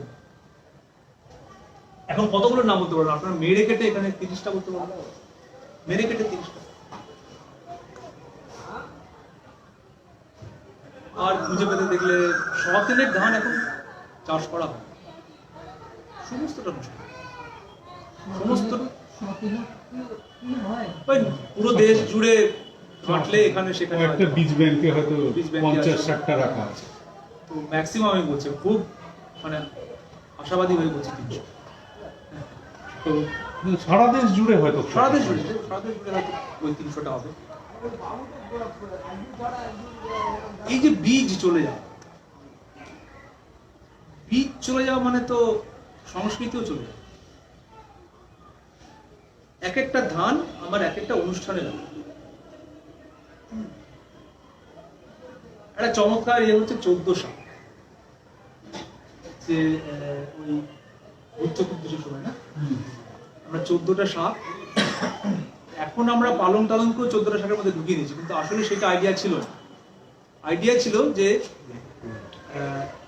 14টা জংলি শাক, যেটা চাষ করা হয় না, এরকম চাষ আমি বন বাজার থেকে খুঁজে এনে সেইটা রান্না করে খাবো। তার কারণ হচ্ছে ওই মেডিসিনাল প্রপার্টি যেগুলোর আছে ওই পার্টিকুলার সময়টা, সিজন চেঞ্জের জন্য ওইটা আমার প্রয়োজন। এখন তো ঘাস মারার বীজ দেওয়া হয়, কোথায় আপনি শাক পাবেন? গ্লাইফোসেট বলে একটা বিষ হয় এখন, আপনারাও জানেন, সে নানা নামে বিক্রি হয়। এখন তো লোকে বিয়ে বাড়ি প্যান্ডেল করার আগে, আপনারা খেয়াল করেছেন কিনা জানি না, বিয়ে বাড়ির প্যান্ডেল করার আগে ঘাস কাটতে হবে, ওই ঘাস মারার বীজটা কিনে স্প্রে করে।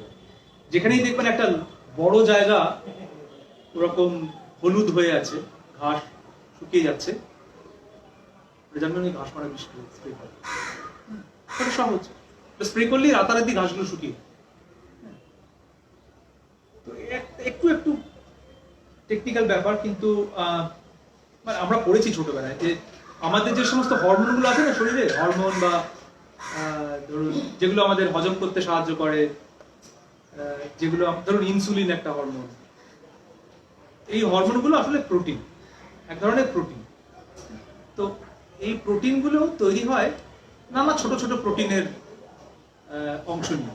শরীরের মধ্যে নানা জিনিস আছে যারা প্রোটিনগুলোকে জুড়ে জুড়ে প্রোটিন বানাতে পারে। ইনসুলিন বেরিয়ে গেল মানে শেষ হয়ে গেল না, কিন্তু শরীর নিজেই ইনসুলিন তৈরি করতে পারে। তো সেইখানে গ্লাইসিন বলে একটা প্রোটিনের ইয়ে আছে, কি বলে মলিকিউল আছে। এর মজা হচ্ছে গ্লাইসিনটা দেখতে এক্স্যাক্টলি ওই গ্লাইফোসেটের মতো। যেই আপনার শরীরে গ্লাইফোসেট ঢুকছে, এবারে যে বেচারা কোষ প্রোটিন বানায় তার কিন্তু বোঝার ক্ষমতা নেই ওটা গ্লাইসিন না গ্লাইফোসেট। সে করে কি, গ্লাইফোসেটটা তুলে এনে জুড়ে দিল, ফলে ইনসুলিন তৈরি হচ্ছে, কিন্তু ইনসুলিনটা কাজের ইনসুলিন, ইনসুলিনটা কাজ করবে। আপনার শরীরে উৎসেচক তৈরি হচ্ছে, কিন্তু সেটা কাজ করবে। এরকম একটা সাংঘাতিক বিষ। আর মানুষই পৃথিবীর একমাত্র প্রাণী যারা নিজের খাবারে বিষ মেশাতে পারে। তো গ্লাইফোসেট আসলে হচ্ছে এটা একটা, গ্লাইফোসেটটা নিয়ে বলছে কারণ এটা নিয়ে এখন পৃথিবী জুড়ে ভীষণ ঝামেলা চলছে। ওই বয়লারের চিমনি হয়, চিমনির ভিতরে ওই মেটালের লেয়ার পড়ে, চিমনি মাঝে মাঝে খুলে পরিষ্কার করতে। তো গ্লাইফোসেট দিয়ে একসময় চিমনির ভিতরটা পরিষ্কার করা।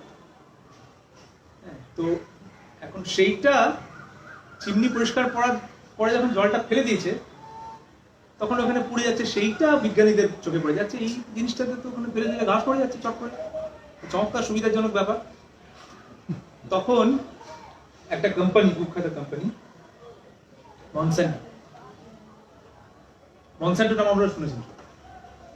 মনস্যান্টো এটা পেটেন্ট কিনে তোমাকে এসব উন্নতি যদি চিমনি পরিষ্কার করে ওটা আমরা কিনে নিচ্ছি, হ্যাঁ ওইটা কিনে নিয়ে আমরা ঘাস মারা ওষুধ বানাবো বলে সেইখান থেকে গ্লাইফোসেট দিয়ে ঘাস মারা ওষুধ বানানো শুরু করে। আরো মানে কিরকম সাংঘাতিক দুষ্টু লোকেরা ভাবুন যে এবারে ওটা একটা সাংঘাতিক কিলার। ওই যদি আপনি স্প্রে করেন ঘাসের সঙ্গে সঙ্গে তো এমনি গাছগুলো মরে যাবে, তাই না? ধরো ভেন্ডি গাছে ঘাস হয়েছে, আপনি স্প্রে করে দেবেন, ভেন্ডি গাছও মরে যাবে, ঘাসও মরে যাবে। তাহলে আমার একটা এমন গাছ আবিষ্কার করা দরকার যারা এই গ্লাইফোসেটকে সহ্য করতে পারে। তো ওই স্প্রেটার নাম হচ্ছে রাউন্ড আপ। ওই যে ওইটা রাউন্ড আপ নাম দিয়ে বিক্রি করতো, বোতলের রাউন্ড আপ। তো ওরা আবার একটা ফসল আবিষ্কার করলো, ফসলের বীজ, যেটা বলছে রাউন্ড আপ রেডি। তারপরে আপনি যত খুশি বীজ দিন, ওই ভেন্ডি গাছটা মরবে। এবার ওই ভেন্ডি গাছের বীজটা পাওয়া যাবে একমাত্র মনস্যান্টোর কাছ থেকে। এবার আপনি যদি চাষি হন আপনাকে প্রতি বছর ওই মনস্যান্টোর বীজটা কিনতে হবে। এরকম ভাবে পুরো চক্রটা ছিল। খাবার ছাড়া তো মানুষ বাঁচতে পারবে না, মানে জামা কাপড় ছাড়া তাও হয়তো বেঁচে যেতে পারে, হ্যাঁ সেটা কোনোদিন যদি সেরকম দরকার হয় সেটা আবার আমরা বাঁচতে পারি জামা কাপড় ছাড়া। একসময় তো ছিলাম জামা কাপড় ছাড়া, কি অসুবিধা আছে? মাইন্ডসেটটা অন্যরকম তৈরি করতে হবে ধীরে ধীরে, হয়তো খাবার ছাড়া আমাদের চলবে। ফলে এই যে খাবারকে এখন একটা প্রধান অস্ত্র হিসেবে কিন্তু বণিক শ্রেণী বুঝে গেছে। সমস্যাটা কিন্তু সেইখানে নেই। সমস্যাটা হচ্ছে যখন আমরা এটা মেনে নিচ্ছি। সমস্যাটা হচ্ছে আমরা যখন শত্রু চিনতে ভুল।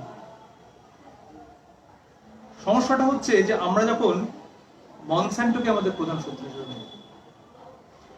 মনস্যান্টো তো দুষ্টুমি করেছে, ঠিক আছে, মনস্যান্টো তো ব্যবসা, তারা তো মুনাফা করতে এসছে। যাদের আমি ভোট দিয়ে পাঠালাম, যারা আমার প্রতিনিধি, তারা তো আসলে আমি, মানে আমি ওখানে যেতে পারছি না, তাই আমার হয়ে তারা শাসন করছে। তাদের আমি এটা, তারা এইটা করছে, আমরা এটা সহ্য করছি কেন? আমরা মনস্যান্টোর বিরুদ্ধে রাস্তায় মিছিল করছি, আমরা এই বণিক এই যারা ব্যবসা করছে তাদের বিরুদ্ধে আমাদের প্রচন্ড রাগ হওয়াটাই স্বাভাবিক। আমি একবার বলছিলাম সেই রাগ হওয়াটা অস্বাভাবিক, কিন্তু আমরা অন্যগুলোতে অন্য জায়গাটা দেখছি না কেন? কারাই মনস্যান্টোকে আসতে দিল, মানে স্টেটের তো একটা ওয়েলফেয়ার রোল আছে। কারা সেই লোক যারা আজকে বলছে আইন বদলে তুমি যতটা খুশি পরিমাণ মজুদ করতে পারো?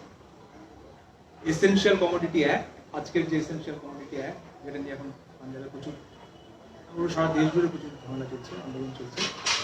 তারা বলছেন এই ধান, চাল, ডাল, তেল, এইগুলো আর এসেনশিয়াল কমোডিটি থাকছে না, এগুলো আর দরকারি কমোডিটি বলে থাকছে না, এইগুলো যে কেউ যত খুশি স্টোর করতে পারে। 1961 সালে যখন এই আইনটা আনা হয়, পিএমসি অ্যাক্ট বলছেন, এসেনশিয়াল কমোডিটি অ্যাক্ট, যেটা সেটা সেটা হচ্ছে ওই বেঙ্গল ফিমেনের থেকে মাথায় রেখে এসেছে, হচ্ছে কালোবাজারি যদি আমরা করি, যদি আমি প্রচুর স্টক করা শুরু করি তাহলে কালোবাজারি হওয়ার সম্ভাবনা আছে, দাম বেড়ে যাওয়ার সম্ভাবনা আছে। সেইটা হচ্ছে এই আইনটার ইতিহাস, গন্ডগোল অনেক আছে এই আইনে। তো তার মানে এইটা নয় যে বাজারটা খুলে, যেটা আজকে এই এই আইন, তার এই তিনটে আইনের মধ্যে একটা আইন যেটা বলার চেষ্টা করছে যে কোনো পরিমাণ মজুত করতে পারো, এবং বাজার দর সরকার কখন কন্ট্রোল করবে, যখন গত 5 বছরের অ্যাভারেজের থেকে 100% বেশি হয়ে যাবে। তার মানে যে জিনিসটা তুমি আজকে 50 টাকা দিয়ে কিনছো, যতক্ষণ না অবধি সেটা 5,000 না 100% মানে তার ডাবল 99 টাকা অবধি কন্ট্রোল করবে না সবাই, তারপরে কন্ট্রোল করতে পারে না করতে পারে। এই হচ্ছে আইন। তো সুতরাং সমস্যাটা কি মনসান্টো? সমস্যাটা হচ্ছে তাদের যারা এই এই যে একটা গ্লোবালাইজ মনোপলি তৈরি করার সুযোগ করে দিচ্ছে এই একটা দেশের মধ্যে, এমন একটা দেশ যার একসঙ্গে জুড়ে থাকার প্রধান মন্ত্রটা হচ্ছে বৈচিত্র্য। একসঙ্গে থাকার প্রধান মন্ত্রটা হচ্ছে যে আমরা নানা রকম জিনিস, এটা নকশি কাঁথার মতো না ভারতবর্ষ, যে প্যাচওয়ার্কের মতো, যে নানা রকম জিনিস জুড়ে একটা সুন্দর জিনিস দেখাচ্ছে। একটু করে দেখলে হয়তো ভালো লাগছে না, রাজস্থানটা আবার কি খরা, আসামে বাপরে কি বন্যা। যখন আমি একসঙ্গে দেখছি তখন আমার রাজস্থানের খরার সঙ্গে রাজস্থানের ওই চমৎকার শিল্পটা তো মাথায় আসছে। সুতরাং এই যে আমাদের বিপুল বৈচিত্র্য, সেইটাকে ভেঙে দিয়ে আমি কেন এই কর্পোরেট মনোপলিতে আসতে দেব? এটা হচ্ছে আমাদের দৈন্যতার প্রশ্ন। হয়তো আমাদেরও কোথাও শত্রু চিনতে ভুল করা হচ্ছে। ভারতবর্ষে 65% কৃষক হচ্ছে ছোট কৃষক, খুব অল্প পরিমাণ জমি, তারা নানা রকম চাষ করে, তারাই কিন্তু বাঁচিয়ে রেখেছে বৈচিত্র্য, যে জীব বৈচিত্র্য বলছি তারাই বাঁচিয়ে রেখেছে। এবং মানে স্ট্যাটিস্টিক্সটা বলছে যে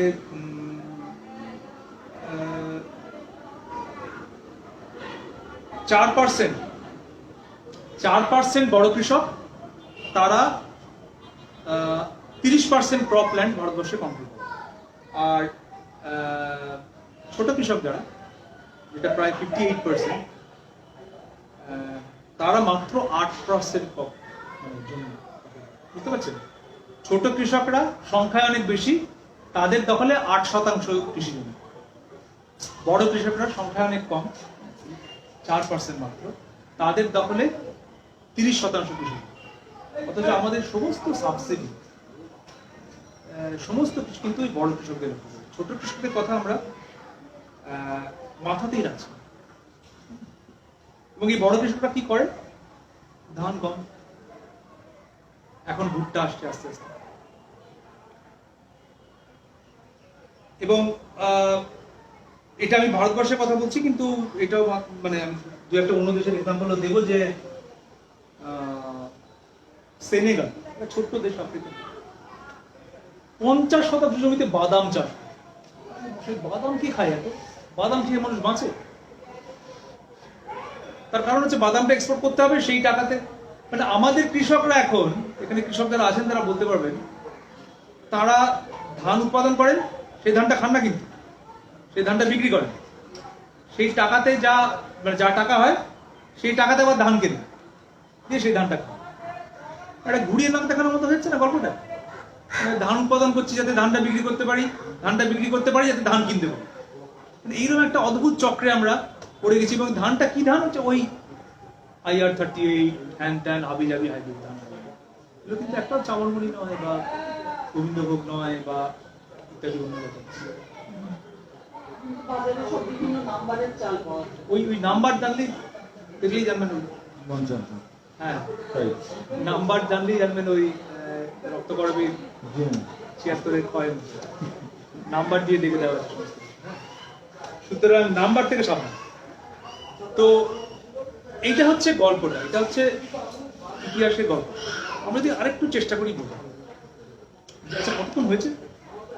1 ঘন্টা, বেশ।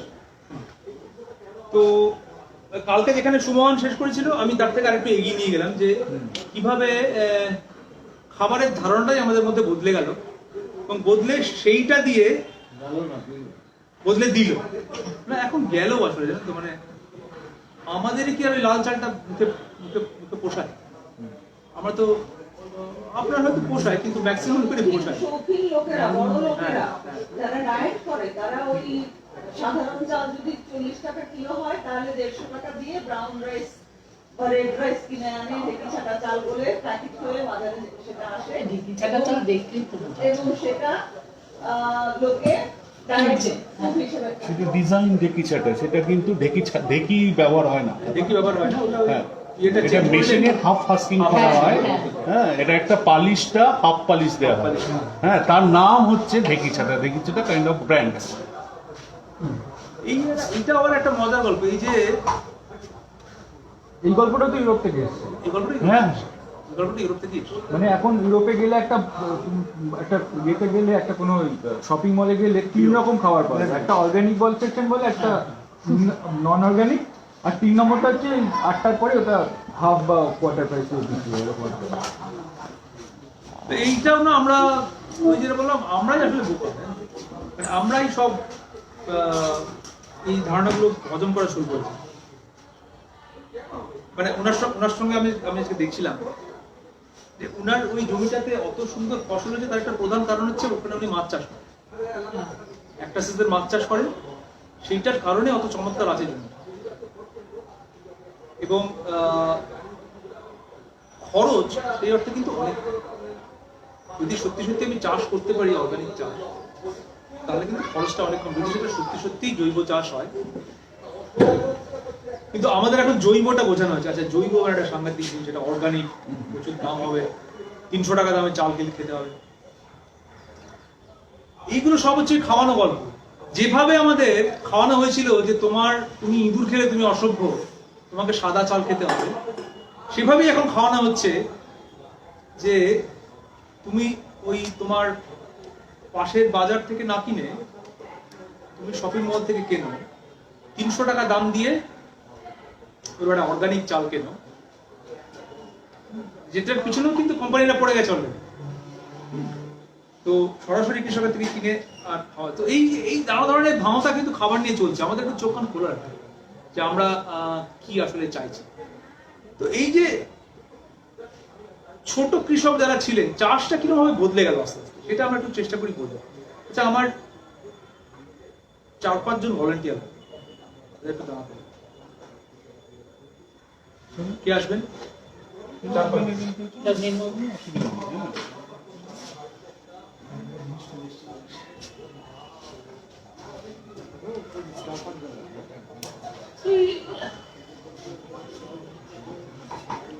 কাজ দেখি তারপর তো বলা হ্যাঁ হ্যাঁ বাবা, সব আছে।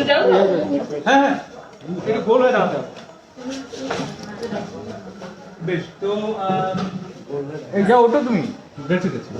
এদিক করে একটু মিডিলে হাত পাকাতে দাঁড়া দরকার। তো ঠিক আছে। ধরা যাক আপনি বর্ধমান গেছেন। বর্ধমান গেলে আপনি কি দেখবেন? ট্রেন থেকে যদি যান, দুপাশে এই ধরুন, হয় আলু কোন একটা সময়, নয় ধান। এইটা হচ্ছে মূল আমাদের চাষ করতে এখন ধান, শুধু ধান। তো আপনারা তো এদিকটা অনেক দেখেছেন যে এদিকটা অনেক পরে বদলেছে, এটা একটা সুবিধা। যে চাষ কি সত্যি সত্যি এরকম ছিল? মানে আজকে যখন আমি যদি আবার 10,000 বছর পিছিয়ে যাই, যে আমার একটা গাছ খেয়ে, একটা ফল খেয়ে বীজ ফেলেছিলাম, সেখান থেকে দেখলাম যে ওই বীজটা ফেললাম, ওই ফলটা হলো। ওই গাছটা কি জঙ্গলে একা ছিল? ওরা তো অনেক কিছু সঙ্গে ছিল। তো জঙ্গলে আমাদের কি কি থাকে? একটা যদি জঙ্গল হয়, একটা ধরুন জঙ্গল যদি হয়, আমার কিছু থাকে বড় গাছ, থাকে কিছু থাকে তার থেকেও বড় গাছ, তাই না? আর কি থাকে? আরো আরো আরো আরো আরো ছোট গাছ থাকে, আরো ছোট গাছ থাকে, আরো ছোট গাছ থাকে, ঘাস থাকে, শুধু কিন্তু এরাই থাকে। হ্যাঁ, এরাও থাকে। আর কারা থাকে? হ্যাঁ, এরাও থাকে। নানা ধরনের অ্যানিমেল থাকে।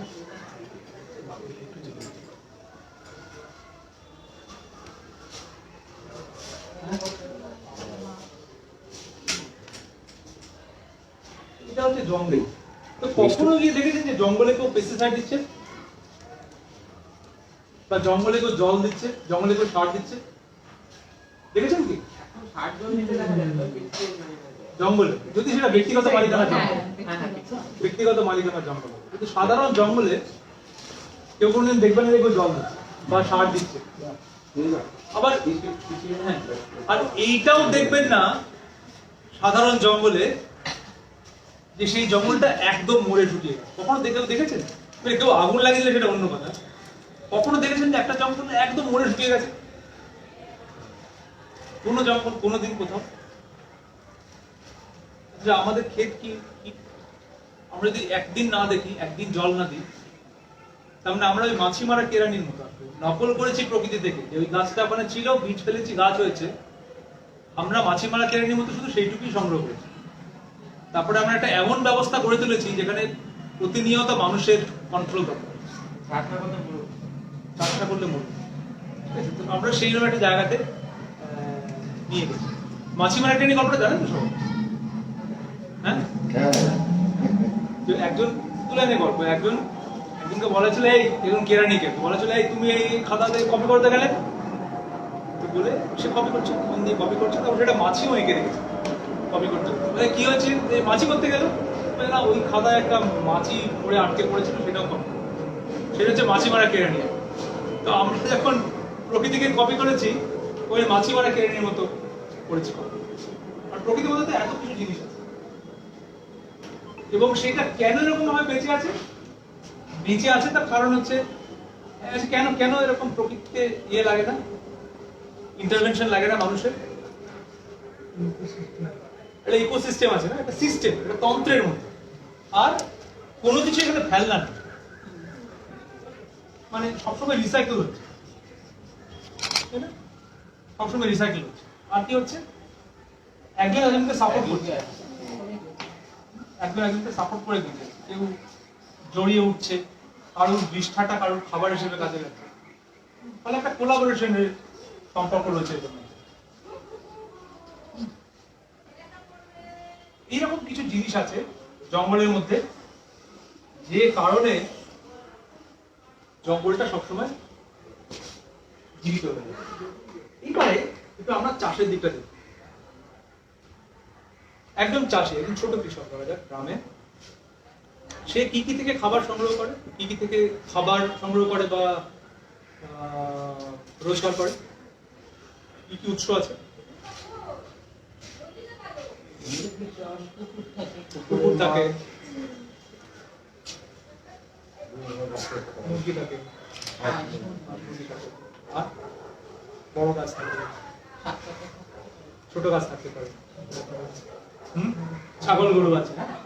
তো মূলত ধরা যাক ছাগল গরু আছে, পাখিরা আছে, এখান থেকে রোজগার হয়,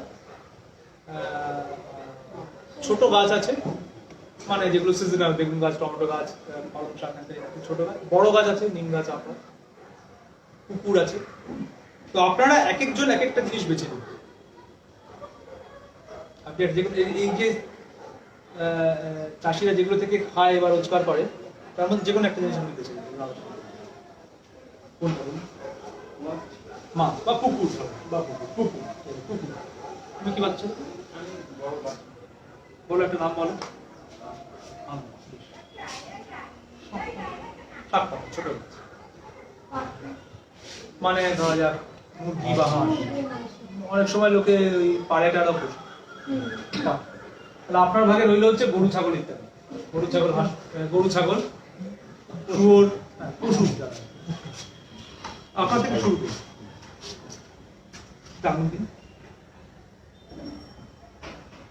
তো আপনি বলুন এর মধ্যে যে কোনো একজনকে বেছে যে আপনি যে কোনো কারোর কাছ থেকে, মানে উনি গরু ছাগল, উনি হাঁস মুরগি, ছোট গাছ, শাক পাতা, বড় গাছ, এর সঙ্গে এর কার কাছ থেকে আপনি কিছু নিতে পারেন বা কিছু দিতে পারেন, দেওয়া নেওয়ার সম্পর্ক আছে যে কোনো একজন। হাঁস মুরগির সাথে আমার কিরকম কিরকম সম্পর্ক আছে হাঁস মুরগির সঙ্গে? হাঁস মুরগি ও আমাকেও খেতে পারে, খেয়ে বেঁচে থাকতে পারে, আমি মাছ। ঠিক। আবার ও যে খাবারটা খায়, খেয়ে যখন ও হাঁসটা পুকুরে পটিটা করে, হ্যাঁ, তো সেটাও- সেটাও আমার খাবারের। ডাইরেক্টলি না হলেও সেটার থেকেও খাবার উৎপাদন হবে। বেশ, এবারে তুমি হচ্ছে হাঁস মুরগি বা পাখি, হাঁস মুরগি ইত্যাদি। তোমার সঙ্গে এরকম আর কার সম্পর্ক হতে পারে? তুমি কিছু দিতে পারো বা কিছু গ্রহণ করতে পারো, দিতে পারো। এদের মধ্যে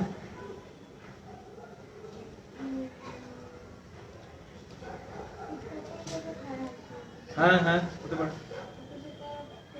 মেন হচ্ছে শস্য, মানে ছোট গাছ, ধান, জল, জলের ওইদিকে ছোট গাছের সাথে। বেশ, আমি সকালে দেখছিলাম মুরগি ওখানে কলম শাক খাচ্ছিল। হ্যাঁ হ্যাঁ, সত্যি খাচ্ছিল। এই মা সুমনদাও দেখেছে। সম্পর্ক আছে। মুরগি কিন্তু খুব কাজের জিনিস চাষের জন্য। কারণ মুরগি কি করে, আমরা বলি চিকেন ট্রাক্টর। হ্যাঁ, আমরা বলি চিকেন ট্রাক্টর। ট্রাক্টর কি করে? ট্রাক্টর তো মাটি খোঁড়ে, মুরগিও কিন্তু মাটি খুঁড়ে করে খায়। তো মুরগি যেটা করতে পারে, যদি কন্ট্রোল করতে পারি, মুরগি মাটি খুঁড়বে, সেখান থেকে পোকা খাবে, আগাছার বীজ খেয়ে নেবে, আর উল্টে পটি করে সারও দেবে। কারণ মুরগি কিন্তু চাষিরা আসলে কিন্তু কন্ট্রোল করতে জানতে হবে মুরগিকে, না হলে খুব মুশকিল। কি করে কন্ট্রোল করতে করা যায় সেটা আমি বলছি পরে। বেশ, তাহলে হলো গিয়ে ছোট গাছপালা। ছোট গাছপালার সঙ্গে আপনার সম্পর্ক হতে পারে? ছোট গাছপালা, গরু ছাগল, গরু ছাগল কিরকম, কেন? গরু ছাগল খেলো শাক পাতা, শাক পাতা খাক বা সেই গাছটার ফল খাক, বেশ। খাক। হ্যাঁ, এবার তো গরু গরুর পটি, হ্যাঁ গরুর চলছে, পটি থেকে আমার পটি থেকে খাবার আবার সে বেরোলো। খাবার, ঠিক, খুব ভালো। মানে গরু ছাগলের সঙ্গে আপনার সম্পর্ক হতে পারে? পুকুরে কিরকম বলুন? নিশ্চয়ই আছে। জল, জল খাবে। হ্যাঁ, এটা সব থেকে সমস্যা। জল তো খেতে হবে, ঠিক। এবারে পুকুরের সঙ্গে আর কার সম্পর্ক আছে? গাছটা না থাকলে পুরো বসে যাবে। সাইডের বেড়েটা ধরে রাখে। আমার শোভা তখনই যখন আমার পাশে বড় গাছ আছে। আচ্ছা, আর ছায়া পড়বে। শোভা ছাড়া কি আর কোনো ইউটিলিটি আছে? বড় হয়ে উঠছে। বড় গাছে ধরো নারকেল গাছ, হ্যাঁ। সেই নারকেলটা যদি করে, হ্যাঁ। এবার বেশি বেশি আরো ছাড়ে যাবে, হ্যাঁ। আর একটা গাছ ঠিক, ঠিক। এটা খুব মজার জিনিস কিন্তু। নারকেল কোথায় হয়?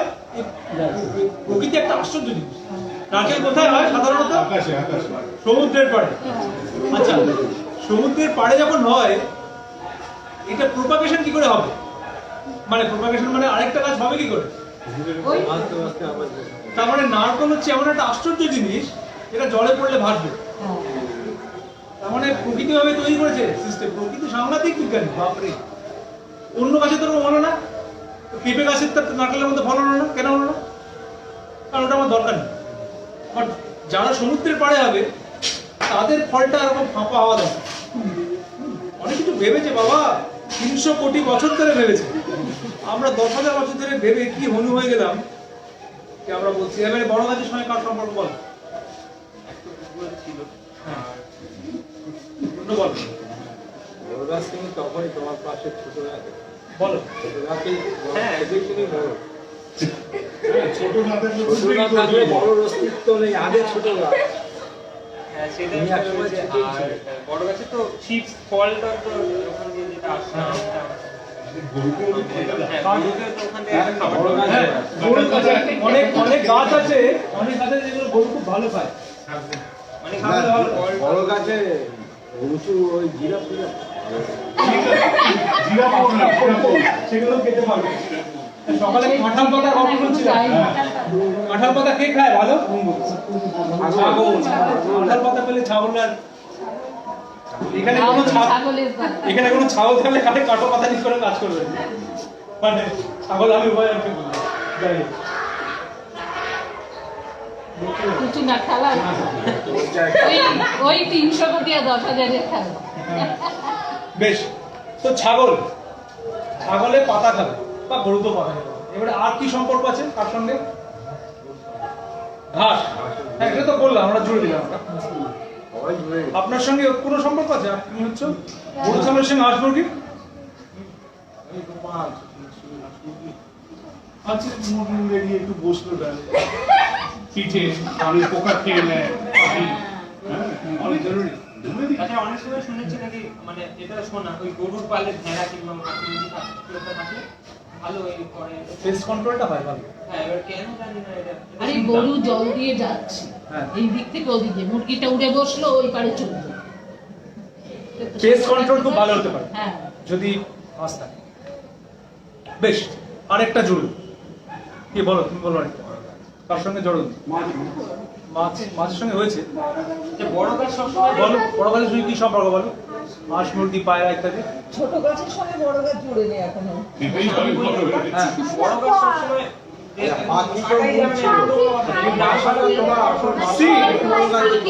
পারস্পরিক সম্পর্ক আছে। কিছু কিছু গাছ আছে, কিছু গাছ আছে, যেমন ধরো ওই নারকেলের গল্প বলছিলাম, বট গাছের ফল যদি একমাত্র পাখি খেয়ে পটি করে তবে বট গাছ হবে। এরকম একটা সিম্বায়োটিক রিলেশনশিপ কিন্তু তৈরি করা হয়েছে দানাদানের সঙ্গে আমাদের প্রকৃতি। এইবারে কে যেন বড় গাছ, হ্যাঁ, এইবারে একটু আমরা ভাবি, কোনোদিন এই যে এখন যে চক্রটা তৈরি হয় ভিতরে একটু টান করো, এরকম একটা কমপ্লেক্স জিনিস তৈরি হলো, কোনোদিন চাষকে আমরা এরকম ভাবে দেখেছি? কোনোদিন কোনো জমিকে আমরা এরকম ভাবে দেখেছি? দেখি, আমরা তো সবসময় দেখে এসেছি ধানের জমি, ওখানে ধান হয়, ধানের প্রোডাকশন, ওটাই বড় আমরা মেপেছি। আমাদের কৃষি নীতি তো ঠিক করেন ইকোনমিক্সরা, মুশকিল হচ্ছে ওইটা, তা তো কোনোদিন আমাকে ডাকেনি বা কৃষকদেরও ডাকেনি কৃষি নীতি ঠিক করে। এই যারা এই এখন আইন বানিয়েছেন, আইন বানিয়েছে, ধান জমি, একটা ধান জমি থেকে ধান হচ্ছে, তুষ হচ্ছে, খড় হচ্ছে, আর কি হচ্ছে?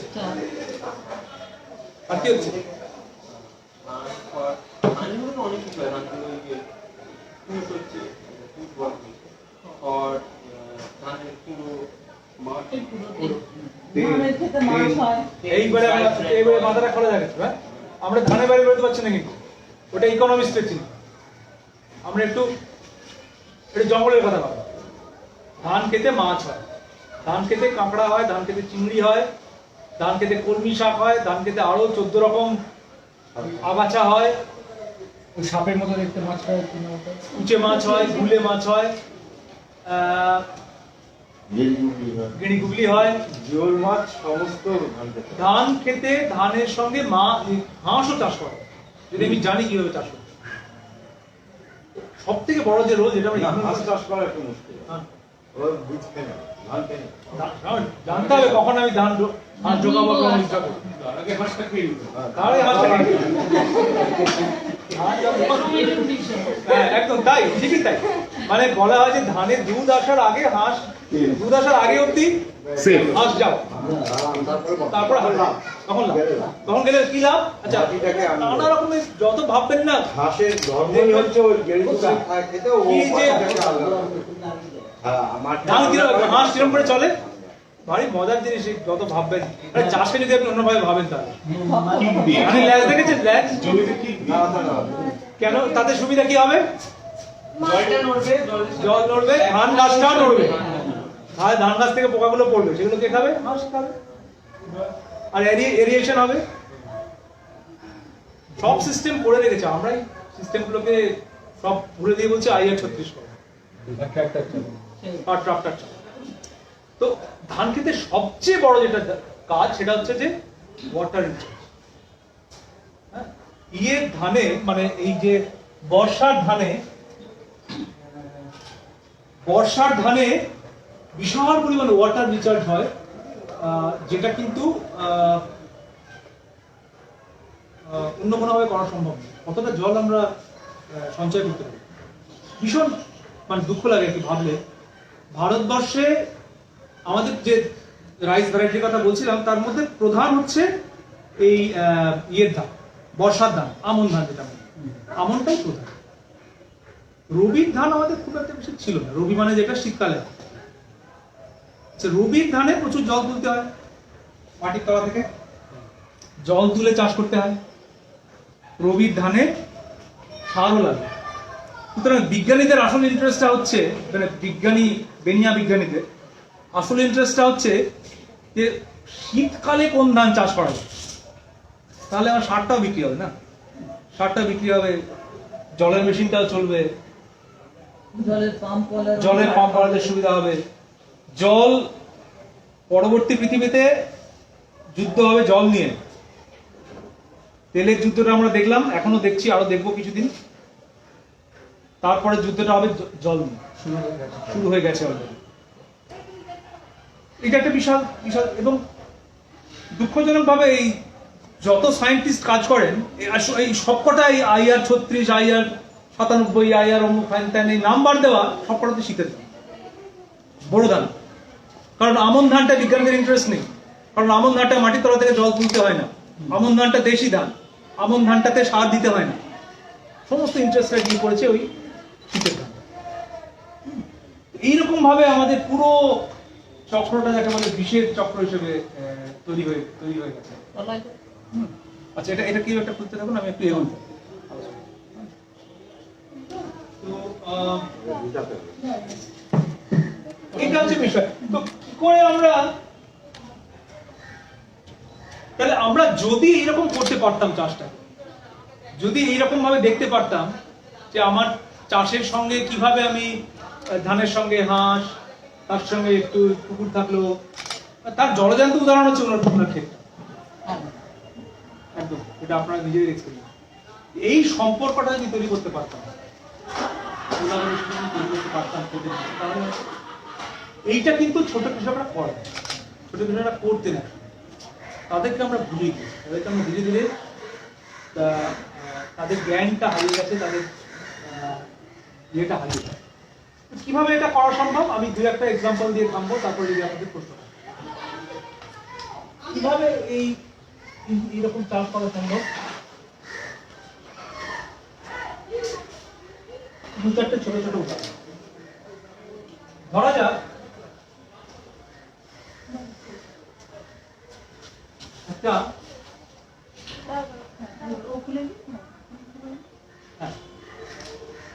ধরা যাক একটা পুকুর, হ্যাঁ,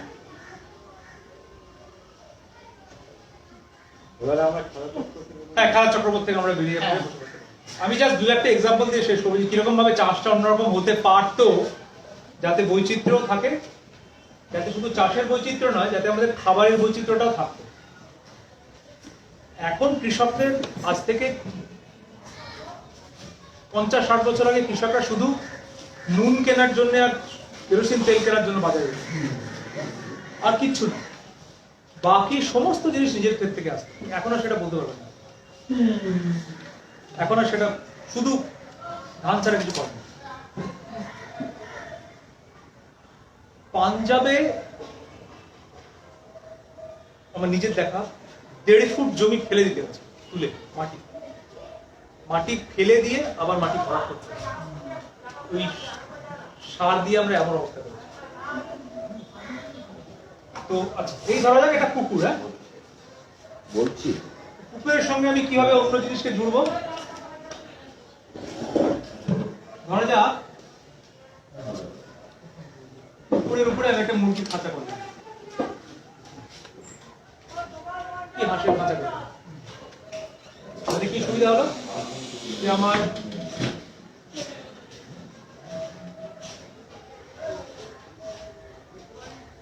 মুরগির পটিটা পড়ছে, মাছের খাবার হচ্ছে, মানে ডাইরেক্টলি হচ্ছে না, ওটা দিয়ে জুপ্ল্যাঙ্কটন বাড়ছে, এটা মাছের খাবার হচ্ছে, একটা সম্পর্ক তৈরি হলো, জায়গাও কম লাগছে, ছোট কিছুতে জায়গা কম, আমি উপরে তুলে দিলাম।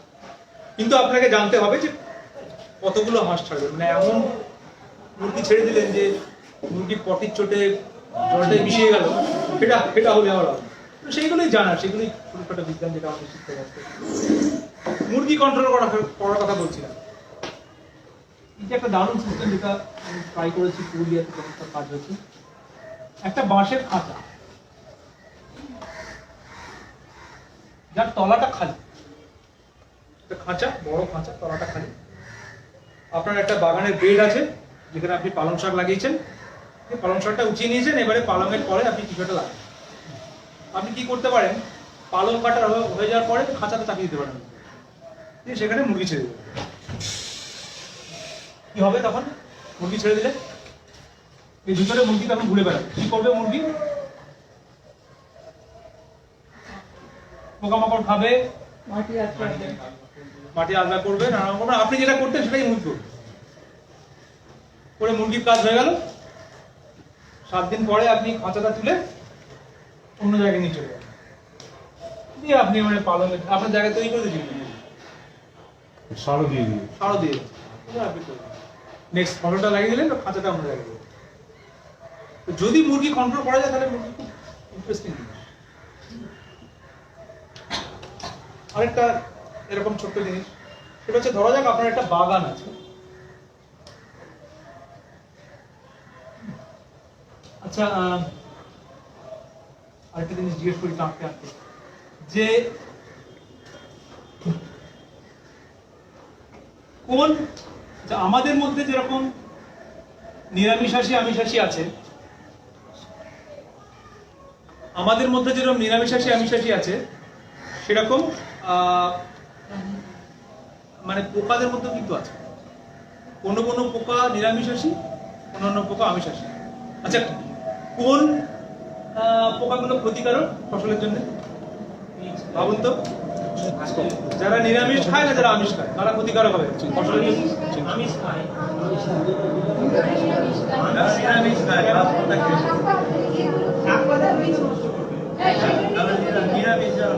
যারা নিরামিষ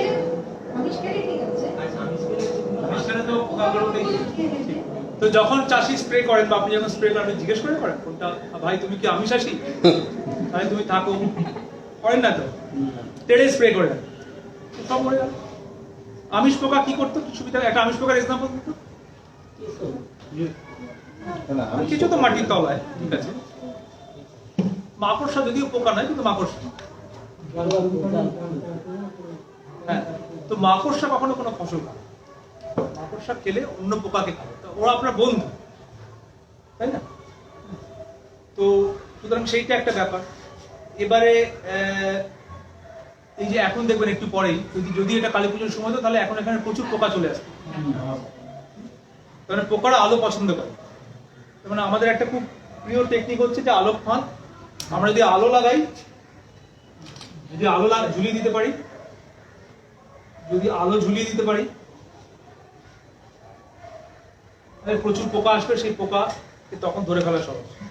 এবারে মজা হচ্ছে যদি আপনি এরকম করতে পারেন যে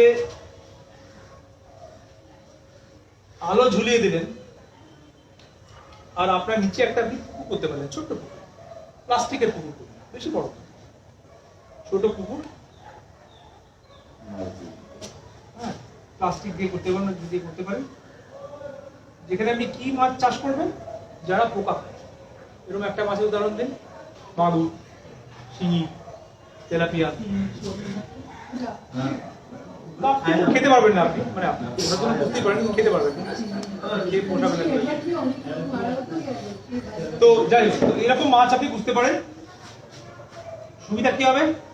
ওই পোকায় জেনারেলি সন্ধ্যেবেলায় পোকারা বেরোয়, মানে ক্ষতিকারক পোকা। আচ্ছা, আরেকটা জিনিস ইন্টারেস্টিং, ক্ষতিকারক পোকারা সন্ধ্যেবেলায়, মানে যখন সূর্য ডুবে গেল তারপর। আর যারা বন্ধু পোকা, প্রজাপতি, মৌমাছি ইত্যাদি, তারা কিন্তু মৌমাছি কখনো রাত্রেবেলায় উড়ে বেড়ায়। মানুষ বলছে ক্ষতিকর, হ্যাঁ, মানুষ বলছে ক্ষতিকর, ক্ষতিকর নয় তো? ক্ষতিকর না, কিছু কিছু পোকা ক্ষতিকর, সেটা মেনে নেওয়াই ভালো, মানে চাষের জন্য ক্ষতিকর। হ্যাঁ, মানুষ কখন কতটা ক্ষতিকর হবে সেটা আবার অন্য প্রশ্ন। মানে পোকা ছাড়া চাষ হবে না, কারণ পোকা না থাকলে পরাগ মিলন করবে কি? পলিনেশন হবে না তো। আমাদের তো মানে 70% 80% খাবার তো পরাগ মিলন থেকেই হয়।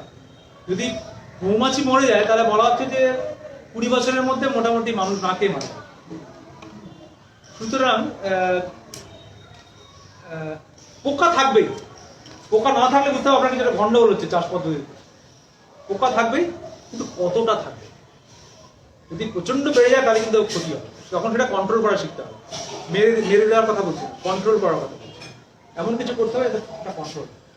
তো এই ক্ষতিকারক পোকাটা এই আলোতে আসবে। হ্যাঁ, আপনি বাগানে যদি একটা সিস্টেম করতে পারেন, আলোতে আসবে, এসে তারা এখানে পড়বে এবং উই পোকা দেখবেন জলে পড়বে, পড়ে মাছের খাবার হবে। তার মানে আপনি ওই যে নেচারের গল্পটা বলছিলাম না, এই একটু সাহায্য করে। বুদ্ধিমান চাষি হলে আপনি ওই সাহায্য করার ব্যবস্থাটা আপনি ফোর্সফুলি তৈরি করবেন। আপনি একটা সিস্টেম তৈরি করবেন চাষের মধ্যে, আপনার ব্যবস্থার মধ্যে, যাতে এই সম্পর্কগুলো তৈরি হয়, যাতে এই সম্পর্কগুলো তৈরি হয়, যাতে এই সম্পর্কগুলো তৈরি হয়। তো ভালো চাষ ব্যবস্থা সেটাই, যাতে এই সম্পর্কগুলো তৈরি করা যায়, যাতে ওই প্রকৃতির যে নিয়ম, সেটা নিয়ম মেনে আমরা চাষ করি। এই হচ্ছে খাবারের গল্প। এইটা কিন্তু আমাদের আর এইটাকে আমরা বিশ্বাসও করি না, এটা আমাদের বিশ্বাস করতে দেওয়া হয়। আমাদের বলা যায় ধান চাষ করো, পরে ধান চাষ করো, দেখবে কত লাভ। আমরা সব কিনে নিচ্ছি। ওই মিনিমাম সাপোর্ট প্রাইসের যে গল্পটা 23টা ক্রপে আছে, আমরা কত হাজার 23,000 ক্রপ খাই বোধ হয়। সুতরাং সবারই ফোকাস গিয়ে ওই 23টা ক্রপেই পড়বে। তার মানে সমস্ত কিছু মিলে আমরা নিজেরাই হয়তো গরমকালে টমেটো ছাড়া রান্না হয় না। আমরা এটার মধ্যে আসলে ঢুকে গেছি। এই বৈচিত্র্যকে সরিয়ে দিয়ে একটাতে কি বলবো, আমি বলি মনোকালচার অফ মাইন্ড, মনের মনোকালচার হচ্ছে। মনটাকে আমাদের বলতে, আমরা সমস্ত কিছু একরকম হতে হবে, একটা ফ্রেমে পড়তে হবে, সেটা আমাদের শেখানো হয়েছে, সেটা সিস্টেম আমাদের শেখাচ্ছে, সেটা সরকার আমাদের শেখাচ্ছে, সেটা কর্পোরেট আমাদের শেখাচ্ছে। তো গুগলে সার্চ করে দেখবেন একটা ছবি, ঘুরে ইয়েতে কর্পোরেটস হু কন্ট্রোলস ফুড যদি সার্চ করে দেখেন, দেখবেন একটা ছবি থাকবে যে আমাদের না একটা ডাইভার্সিটি, ইলিউশন অফ ডাইভার্সিটি তৈরি করে রাখছে, যে আমাদের আরে কত রকম খাবার, কোল্ড ড্রিঙ্কস, আরে কত রকম কোল্ড ড্রিঙ্কস, আরে দেখো Pepsi, Thums Up, Mountain Dew, চিতা ভি পিতা হ্যাঁ, হ্যাঁ নানা রকম আছে না। আসলে দুটো কোম্পানি, পেপসি আর কোকা।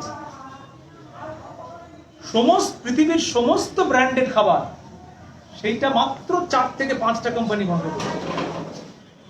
খালি আমাদের একটা ইলিউশন করে রাখা হয়েছে যে আরে আমাদের কত বৈচিত্র্য, কত রকম খাবার। শপিং মলে যাও, দেখো কত রকম প্যাকেট চকচক করছে, ঝকঝক করছে। আরে আসলে ওটা 3টে কোম্পানি মাথা থেকেই বেরিয়েছে, মনোপলি। সমস্ত পুঁজি এক জায়গায়, এবং এখন এই পুঁজিকে এক জায়গায় করার একটা সব থেকে বড় অস্ত্র হচ্ছে খাবার, ফুড। কারণ বুঝে গেছি ওইটা ছাড়া মানুষের জন্য। এইখানে আমি থামি, অনেকটা আলোচনা হলো। যদি কোনো কিছু কথা বলার থাকে, প্রশ্ন করার থাকে, তাহলে একটু আলোচনা করব।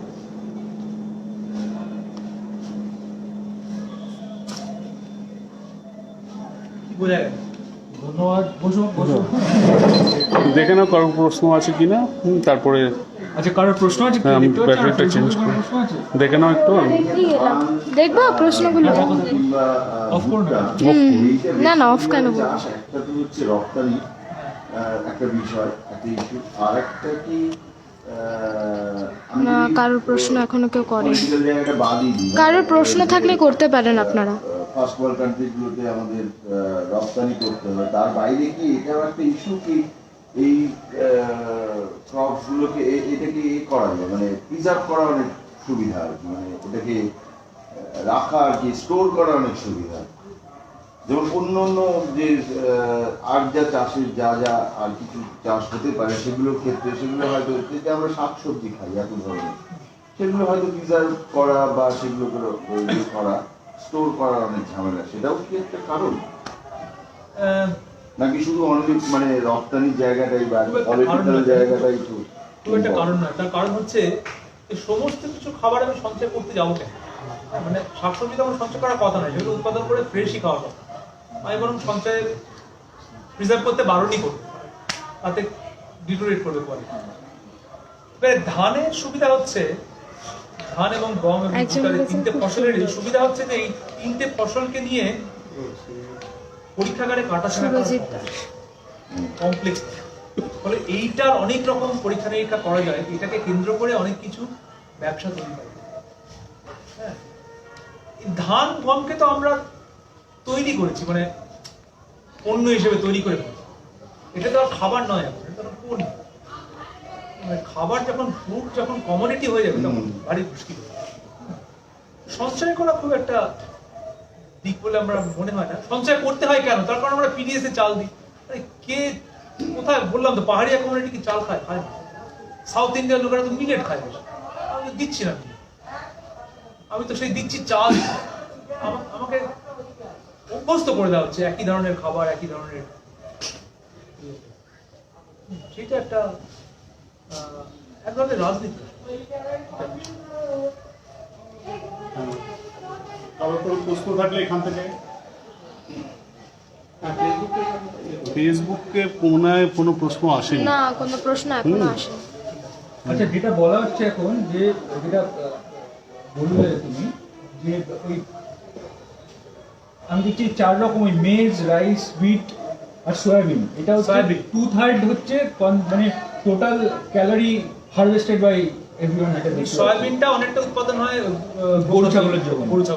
এবার যেটা তোমাকে বলছিলাম যে এখানে আমি যখন একটু পড়াশোনা করছিলাম তখন দেখছিলাম যে প্রথমত দুটো আর্গুমেন্ট আছে যে ওই এগ্রিকালচার বা ইরিগেশনে সেটাকে মডার্নাইজ করা উচিত নাকি সেটা অর্গানিক দেওয়া উচিত। যদিও অর্গানিকের মধ্যে আবার এই ক্যাপিটালিজম ঢুকে গেছে, যেটা আমরা বলছি যে এখন এই 300 টাকা দিয়ে হয়তো অর্গানিক চাল খাওয়া হয়। তো এর মধ্যে 4-5টা যে মেন বেসিক ইয়ে করেছে যে ফুটপ্রিন্টটা, মানে আমাদের এই লাইফ স্টককে খাওয়ানোর জন্য যেরকম ভাবে আমরা বারবার করে বাড়িয়ে চলেছি, মানে জমি, মানে যেটা তুমি বললে যে 36%, হ্যাঁ, মানে 55% আমরা মানুষেরা খাই, 36% লাইফ স্টক খায়, আর বাকিটা বায়োফুয়েল তৈরি, 9% হলো সেটা। এই হচ্ছে টোটাল আমাদের। চিনি, সিরাপ, হ্যাঁ, সিরাপ কিন্তু আজকাল আর ইয়ে থেকে আসছে না, মিষ্টি সিরাপ কিন্তু এ থেকে আসছে না, কর্ন থেকে আসছে, কর্ন সিরাপ বেসিক্যালি। মধুতেও কর্ন সিরাপ মেশানো হচ্ছে এবং সেটা এফএসএসএআই মানে রাজি হয়েছে সেটা করতে। ফলে ওইটারও রিপ্লেসমেন্ট শুরু হয়ে গেছে। মানে আমি চিনি খাবো না, মানে আমি যদি এরকম একটা ম্যাজিক বুলেট থাকতো, ভুট্টা হচ্ছে সেরকম একটা ম্যাজিক বুলেট, ভুট্টা দিয়ে গাড়িও চলে, ভুট্টা মানুষ খেতেও পারে, ভুট্টার আটাও হয়, ভুট্টা দিয়ে চিনিও করা যায়। এরকম একটা খাঁচাতে বেঁধে দেওয়ার চেষ্টা করা হচ্ছে। সারা পৃথিবীতে শুধু ভুট্টা চাষ হবে একটা সময়। তো আরেকটা প্রশ্ন, মানে যেটা আমি একটা অবজারভেশন থেকে তার প্রশ্নটা করবো, এবং সব থেকে যে এই যে বলা হচ্ছে যে 25% ওয়ার্ল্ডের ফুড ক্যালোরি হচ্ছে নষ্ট হয়ে যাচ্ছে, এবং দেখা যাচ্ছে যে 50% টোটাল ফুড ওয়েস্ট হচ্ছে দুরকম ভাবে। একটা হচ্ছে যদি বড়লোক কান্ট্রি হয়, যেটা ফার্স্ট ওয়ার্ল্ড কান্ট্রি হয়, তাহলে তাদের ওই মানে বাড়ি, রেস্টুরেন্ট আর সুপার মার্কেটের রেস্টুরেন্টের জায়গা থেকে নষ্ট করছে খাওয়া। আর গরিব দেশে হচ্ছে যে চাষি থেকে যে খাবে তার কাছে পৌঁছতে পৌঁছে যাচ্ছে, এইটা হচ্ছে মেন ইয়ে। এবার আমার প্রশ্ন হচ্ছে তোমাকে, যে তুমি যেহেতু ফুড সিকিউরিটি নিয়ে বিভিন্ন এবং খুব তুমি এটা খুব রুরাল এবং খুব ট্রাইবাল কথাটা বললাম, মানে খুব ট্রাইবালটা এখন ঠিক নয় বলো, তাও ওই অঞ্চল নিয়ে কাজ করছে, তোমার মধ্যে ফিউচার কি, মানে কি হওয়া উচিত? আমি কত ফিউচারের কথা বলছি, কি হওয়া উচিত, তুমি কি ডিরেকশন দেখাতে পারো? মানে তুমি একটা যেরকম আমাদের উদাহরণ দিলে ছবি এঁকে খুব সহজ করে বলে দিলে, তোমার মধ্যে ফিউচারটা কি হওয়া উচিত? মানে এগুলো আমি যে গল্পগুলো বললাম এগুলো তো সেই আবার অনেকটা ক্যাপিটালিস্ট গল্প বললাম, আমিও কনফিউজ এটা ক্যাপিটালিস্ট না এটা সোশ্যালিস্ট জায়গা থেকে কতটা বলছি। দেখো, দিস এগ্রিকালচার এই যেভাবে আমরা চাষ করছি সেই চাষ ব্যবস্থা এভাবে চলতে পারে না, কারণ এটা শুধু তো উৎপাদন বাড়ছে এরকম নয়, এটা তার সঙ্গে আমার জল খেয়ে নিচ্ছে, জমির তলার জল। এবার যখন তুমি রপ্তানি করছো, যখন তুমি মানে একটা দেশ থেকে একটা দেশে খাবার পাঠাচ্ছ, মাথায় রাখো খাবারটা যেরকম যাচ্ছে জলটাও কিন্তু যাচ্ছে। তুমি ওই জায়গায় মাটির তলার জলটাও পাচার করে দিচ্ছ। মানে ভারতবর্ষ থেকে একটা জায়গায় জল পাচার করা মানে ভারতবর্ষ অলরেডি কতটা ওয়াটার স্টাফ কান্ট্রি, এটাও কিন্তু হচ্ছে। এই যে রপ্তানি নির্ভর, আমদানি নির্ভর এগ্রিকালচার, এইটা বেশি দিন চলতে পারে এবং মার্কেট ড্রিভেন এগ্রিকালচার। আমি হিসাব করে দেখছিলাম যে আমাদের যা উৎপাদন, পাতি ক্লাস 4 এর অঙ্ক, যা আমরা উৎপাদন করি সেটা যদি নাম্বার অফ আমাদের যা পপুলেশন সেটা দিয়ে ভাগ করি, আমাদের কমতি হওয়ার কথা। কেন হচ্ছে? তার কারণ হচ্ছে আমরা পৌঁছে দিতে পারছি না, মানুষের কেনার ক্ষমতা নেই। তার কারণ হচ্ছে প্রচুর আমরা নষ্ট করি, প্রচুর ফুড ওয়েস্ট, বিশাল, যেটা ভাবা যায় না কথা বলছে। ভারতবর্ষের ম্যাক্সিমাম গোডাউন হচ্ছে ওপেন গোডাউন, ভাবতে পারবেন ওপেন গোডাউন, যেখানে ফসল রাখা যাবে, বৃষ্টি পড়ছে সেখানে তুমি চাল রাখো কি করে, তো ধান গাছ হয়ে যাবে, থাকবে না। হয়তো প্রত্যেকটা এফসিআই গোডাউনে প্রত্যেক বছর আমরা শুনি যে রেশনে পচা চাল দিচ্ছে, পচা গম, কোনো মাথায় শেড নেই অর্ধেক জায়গায়। এই যে সিস্টেম, আমার উৎপাদনটা এক জায়গায় হবে, সেইটা আমি কি আরেক জায়গায় খাওয়াবো, এইটা তো এখন গোটা পৃথিবীর খাবারের ব্যবস্থা মানে ব্যবস্থাপনা, এই ব্যবস্থাপনাটা নিয়ে ভাবা। এইটা মনে হয় বদলে ফেলাই একমাত্র উপায়। যেখানে আমার যদি একটা মানে 100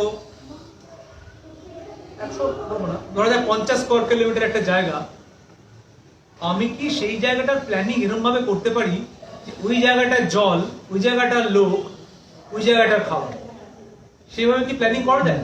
সেটা কিন্তু করার ব্যবস্থা আছে। কিন্তু আমাদের যে 4 টিয়ার সিস্টেম, যেখানে প্ল্যানিং গ্রাম সংসদ স্তরে হয়, পঞ্চায়েতেও নয়, তারও নিচের লেভেলে 4 টিয়ারে, এটা কিন্তু করা সম্ভব। কিন্তু কি করে হবে? মানে প্ল্যানিং তো অন্যভাবে হয়। প্ল্যানিং তো হয় চলো এবছরে পুকুর কাটার প্ল্যান, যেখানে পুকুর দরকার নেই সেখানে পুকুর কাটা। তো যদি এভাবে প্ল্যানিং করতে পারে, যদি খাদ্য এবং পুষ্টি ওই প্ল্যানিং এর মূল জায়গাতে আসতো, মানে আসতে হবে, সেইভাবেই কিন্তু একমাত্র এইটাকে ট্যাকেল করা সম্ভব। একটা উদাহরণ দিচ্ছি, মানে উদাহরণটা এইভাবে দিচ্ছি কেন, সেই জায়গাটা এবার খুব আমফান হলে যখন আমি প্রচুর সুন্দরবনে যাওয়া শুরু করলাম, তখন সুন্দরবনে গিয়ে দেখলাম তারা কিন্তু কমপ্লিটলি সেলফ সাফিসিয়েন্ট ছিল। তারা নিজেদের সবকিছু, রসুনটা ছাড়া সবকিছু তারা উৎপাদন করে, তাদের কাঁকড়াটাও পেয়ে যাচ্ছে, তাদের ইয়েটাও পাচ্ছে, তারা চালটাও নিজে গ্রো করছে। প্রবলেমটা হচ্ছে সেটা লো লাইং এরিয়া, স্যালানিটি ঢুকে যাচ্ছে, এর জন্য সেটা অন্য সমস্যা। কিন্তু হয়তো এই আইসোলেশনের জন্যই হয়তো তারা সেলফ সাফিসিয়েন্সির জায়গায় ছিল। এখন আমরা সেটা সেলফ সাফিসিয়েন্ট আবার বার করে দিচ্ছি হয়তো, কেন এখন আমরা দেখছি বাইরের আবার ধান দিচ্ছি, তাদের যেগুলো ইয়ে হচ্ছে। কিন্তু ওই আইসোলেশনের জন্যও হয়তো একটা কারণ ছিল যে তারা সেলফ সাফিসিয়েন্ট। শুধু বললাম, শুধু রসুনটা ছাড়া ওরা মাছ মাংস করছে, মাংসের শুধু ওই রসুনটা ওরা ব্যবহার করে, রসুন ওরা ব্যবহার করেন ওদের খাওয়ায়। তো জাস্ট এইটা মনে হলো যে ওখানে বিষয়টা হচ্ছে ওই প্রশ্নগুলো আমাদের একটু করতে হবে এরকম ভাবে যে প্রশ্নটা কি সিকিউরিটি না সাফিসিয়েন্সি না সভরেনিটি, সার্বভৌম। যদি আমাদের প্রশ্নটা সিকিউরিটি থাকে তাহলে আমরা ওই কোনো রকমের পেট ভরাবো। যদি আমাদের প্রশ্নটা সার্বভৌমত্ব থাকে, যে আমার খাবারের কন্ট্রোলটা আমার কাছে আছে কিনা, আমি ঠিক করতে পারি কিনা আমি কি খাবো, আমাকে তো বাজার বলে দিচ্ছে কোনটা খাবার, আমি তো বাজারে গিয়ে কি মানে থেকে সিলেক্ট করছি কোনটা আমি খাবো। যদি সার্বভৌমত্বের কথা ভাবতে পারি, এবং সেটাই ভাবতে হবে, সেইভাবে এগ্রিকালচারটাকে প্ল্যান করতে পারি, তাহলে হয়তো কোথাও আরো লোকাল হতে পারে, আরো স্থানীয় হতে পারে, চিন্তা ভাবনাগুলো স্থানীয় হতে পারে। সেটাই বোধহয় একমাত্র রাস্তা। তাছাড়া আমি তো এখনো রাস্তা, সবটা তো ঘেটে গেছে, জিওপার্টাইজ হয়ে গেছে। মানে এখানে জল, এখানে জমি, কত বিদেশি গাছ আমরা ঢুকতে দিয়েছি বলতো। যারা এখানে যারা না চেনে, এখানে কি বলে পরিবেশ না চেনে, কিছু আমাদের প্রকৃতি এরকম আসে। সুন্দরবনে একবার কথা আছে, ঠিক আছে, ইয়ে কম হয়েছে, হরিণ কম হয়েছে, তো কোন একটা জায়গা থেকে হরিণ এনে ছেড়ে গেল সুন্দরবন, যেন সেটাই একমাত্র, মানে এইটা হচ্ছে যদি তুমি সিকিউরিটি হিসেবে ভাবো এরকম। বাঘে হরিণ খায়, কিন্তু আর হরিণটাকে তো করে বাঁচতে হবে, নোনা জায়গায় হরিণ জানি না কি করে ঘাস খেয়ে বাঁচবে, একমাত্র ওইখানে হরিণগুলোই জানে। কিংবা ওই ফরেস্ট প্ল্যান্টেশনে যেটা হয়েছিল ওই ইউক্যালিপটাসে লাগানো পড়ে ওটা সামাজিক বনে, সামাজিকও নয়, বনও নয়। হ্যাঁ, অ্যাকচুয়ালি যেটা আমাদের করা উচিত, যেটা সমস্যা হচ্ছে এখন সুন্দরবনে আমরা অন্য যে কন্টেক্সটে চলে যাচ্ছি, যে ম্যানগ্রোভ ফরেস্ট যেটা ছিল, বিভাগ একটা বায়োডাইভার্সিটির জায়গা থেকে ম্যানগ্রোভ ফরেস্ট ছিল, এখনো বাঁচা, আমরা খালি একটা আর্টিফিশিয়াল ড্যাম বানাচ্ছি, কংক্রিট করার চেষ্টা, সেগুলো সব ফেলিয়ার হবে, এটা বলে দিচ্ছি, লিখিত দিয়ে দিচ্ছি, এটা বাঁচাতে পারবে না সুন্দরবনকে। একমাত্র উপায় হচ্ছে আরো গাছ ইয়ে করা, এবং ম্যানগ্রোভ ফরেস্ট, গাছ মানে ল্যান্ডের উপর গাছ না, ম্যানগ্রোভের বায়োডাইভার্সিটি, ওইটা হচ্ছে অনলি ন্যাচারাল ব্যারিয়ার, ওইটা আমরা করছি না, করছি আমরা গাছ লাগাচ্ছি, হয়তো ফেক গাছ লাগাচ্ছি, তাতে লাভ নেই তো। আমার তো জলটা যখন ঢুকবে তার আগে স্পিডটা কমিয়ে দিতে হবে, সেটা করতে গেলে ন্যাচারাল ওই ম্যানগ্রোভের।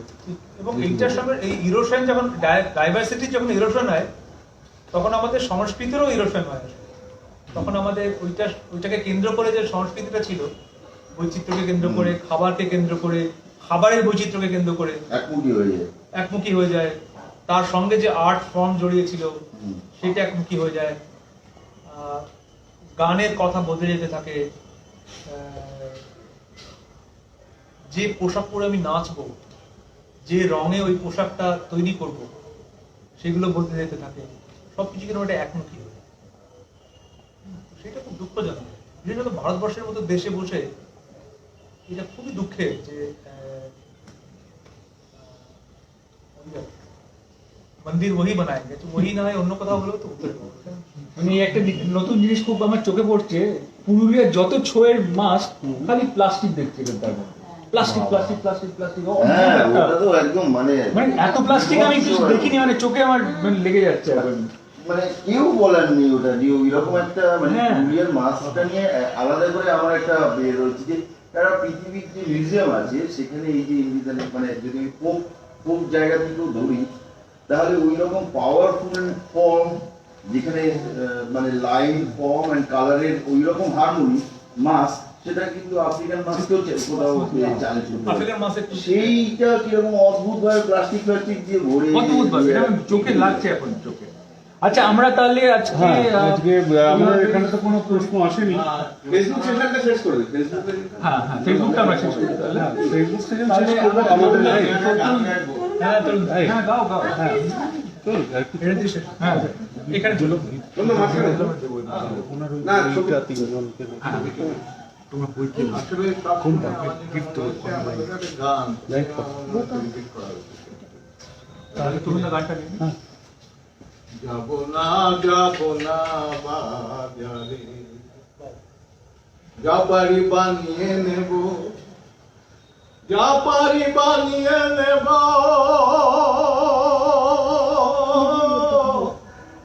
দেব নেব সবাই সবারে, যা পারি বানিয়ে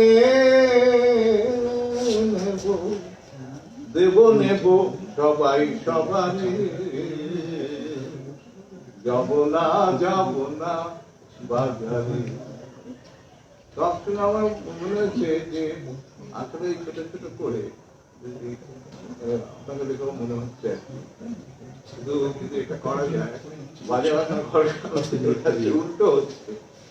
হ্যাঁ, এই লেনদেনের গল্পটা বর্তমানে আপনার বাংলা নাটকটাই জানেন, ওইসব একটা লেনদেনের ব্যবস্থা ছিল, সেটাকে ফিরিয়ে আনতে হবে। আর ঘরে ঘরে এই যে বিজ্ঞানটা আমাদের সামনে এসছে, চাষের পদ্ধতিগত জায়গা থেকে তার ফলন, পরের লাইনগুলো গান আপনি ছেড়ে দিলেন, মনে করছে না, এইটুকু বললেও যথেষ্ট। আসলে এই কথাটাই খাদ্য পণ্য হয়ে গেছে, তার থেকে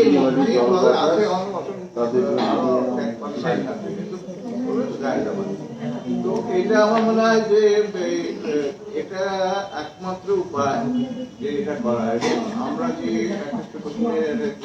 শুরু করেছি সেটা কিন্তু এই লেভেলে আসতে পারে যে আমরা অন্তত এখানে যারা বসে আছি তারা যদি ঠিক করি যে ছোট ছোট করে বাড়ির আশেপাশে বা তাদের মাঝে যেখানেই হোক ঠিক আছে, এই চাষবাসের এই প্রথাগত জায়গাটা থেকে যদি করতে পারি আমরা, অন্তত শুরু হোক না এইভাবে, মাছ গাছ এই তো খেয়ে বেঁচে আছি, ঠিক আছে, তো এই দুটোকে নিয়ে আমরা নিজেদের বাড়িতে বাজারে যাব না, তাতে রূপ দিয়ে নাও মুক্তির শ্বাস। এই যে মাটি জল বাতাস প্রকৃতিগত কত বছর ওটা রোটেশনাল যে নেটের যে চাষটা করছে, এই যে যেটা তুমি 300 কোটি বছর ধরে 300 কোটি বছর ধরে যে চাষ করছে তার কথা ভুলে গেছি। আর বীজ নিয়ে কথা হচ্ছে, আপনি তো বীজের শক্তিগুলো আমাদের মধ্যেই লুকিয়ে আছে, সেটাকে একটু চালিয়ে দিলে হ্যাঁ আমরা বোধ হয় এই সমস্যাটা থেকে বেরোতে পারবো। এই তো মাটি জল বাতাস তাতে ডুব দিয়ে নাও মুক্তির শ্বাস। ফল ফুল মূলেরই আশা, ফল ফুল মূলেরই আশা, দাও না নাও না সবাই প্রাণ করে, যাব না বাজারে।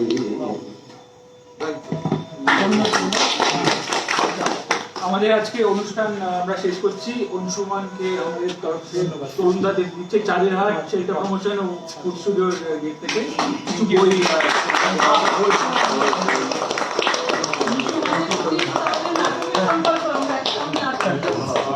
অংশুমান দাস, হ্যাঁ উনি 3টে বই এনেছেন, একটা চাঁদের হাটে তরুণদাকে তুলে দিচ্ছেন, একটা শেল্টার প্রমোশন কাউন্সিলের সায়ন্তনকে দিই, একটা ফুড স্টুডিওর সামনানকে দিই। আচ্ছা, আজকে আমরা এখানে শেষ করছি। কালকে আমাদের আবার 4টে থেকে 6টা দুজন আসছেন আমাদের সঙ্গে থাকবেন।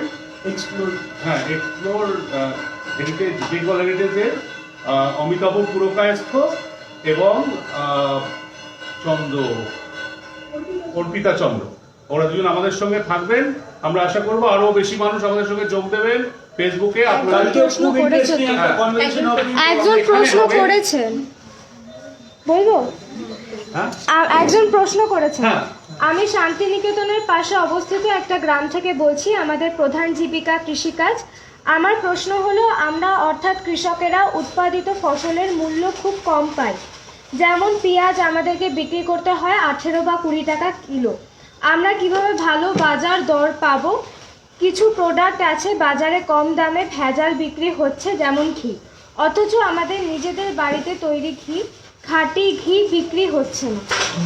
না, এটার জন্য আসলে শুধু তো কৃষকদের কথা নয়, এটা যারা কনজিউমার তাদেরকেও এগিয়ে আসতে হবে, এবং এই মানে উৎপাদক এবং যারা ভোক্তা তাদের একটা যদি সম্পর্ক তৈরি হয়, যদি আমরা বুঝতে পারি যে হ্যাঁ সত্যি এই ঘিটার বদলে ওই ঘিটা ভালো, এবং যদি সত্যি সত্যি আমরা দামের ব্যাপারে ট্রান্সপারেন্ট হতে পারি, মানে জানেন তো ওইটা একটা খুব অসুবিধা আছে, আমরা সবসময় মনে করি যে আমাদের তো এই দামটা পাওয়া উচিত, কিন্তু আমরা পরিষ্কার করে বলতে পারি না যে ভেঙে যে এই ঘিটা মানে বাজারে একটা ঘিয়ের দাম 500 টাকা, কিন্তু আমার ঘিটার দাম 1200 টাকা, তার কারণ এই এটা যদি আমরা ভেঙে বলতে পারি, আমার মনে হয় কনজিউমাররাও কিনতে প্রস্তুত থাকবে। এবং সমস্ত কিছুকে কলকাতায় বিক্রি না করে স্থানীয়ভাবেও তো, মানে আপনি নিজে আপনার বাড়ির পাশের লোক তারাও তো খাচ্ছে, তাদের কাছে কি জিনিসটা নিয়ে যাওয়া যায়?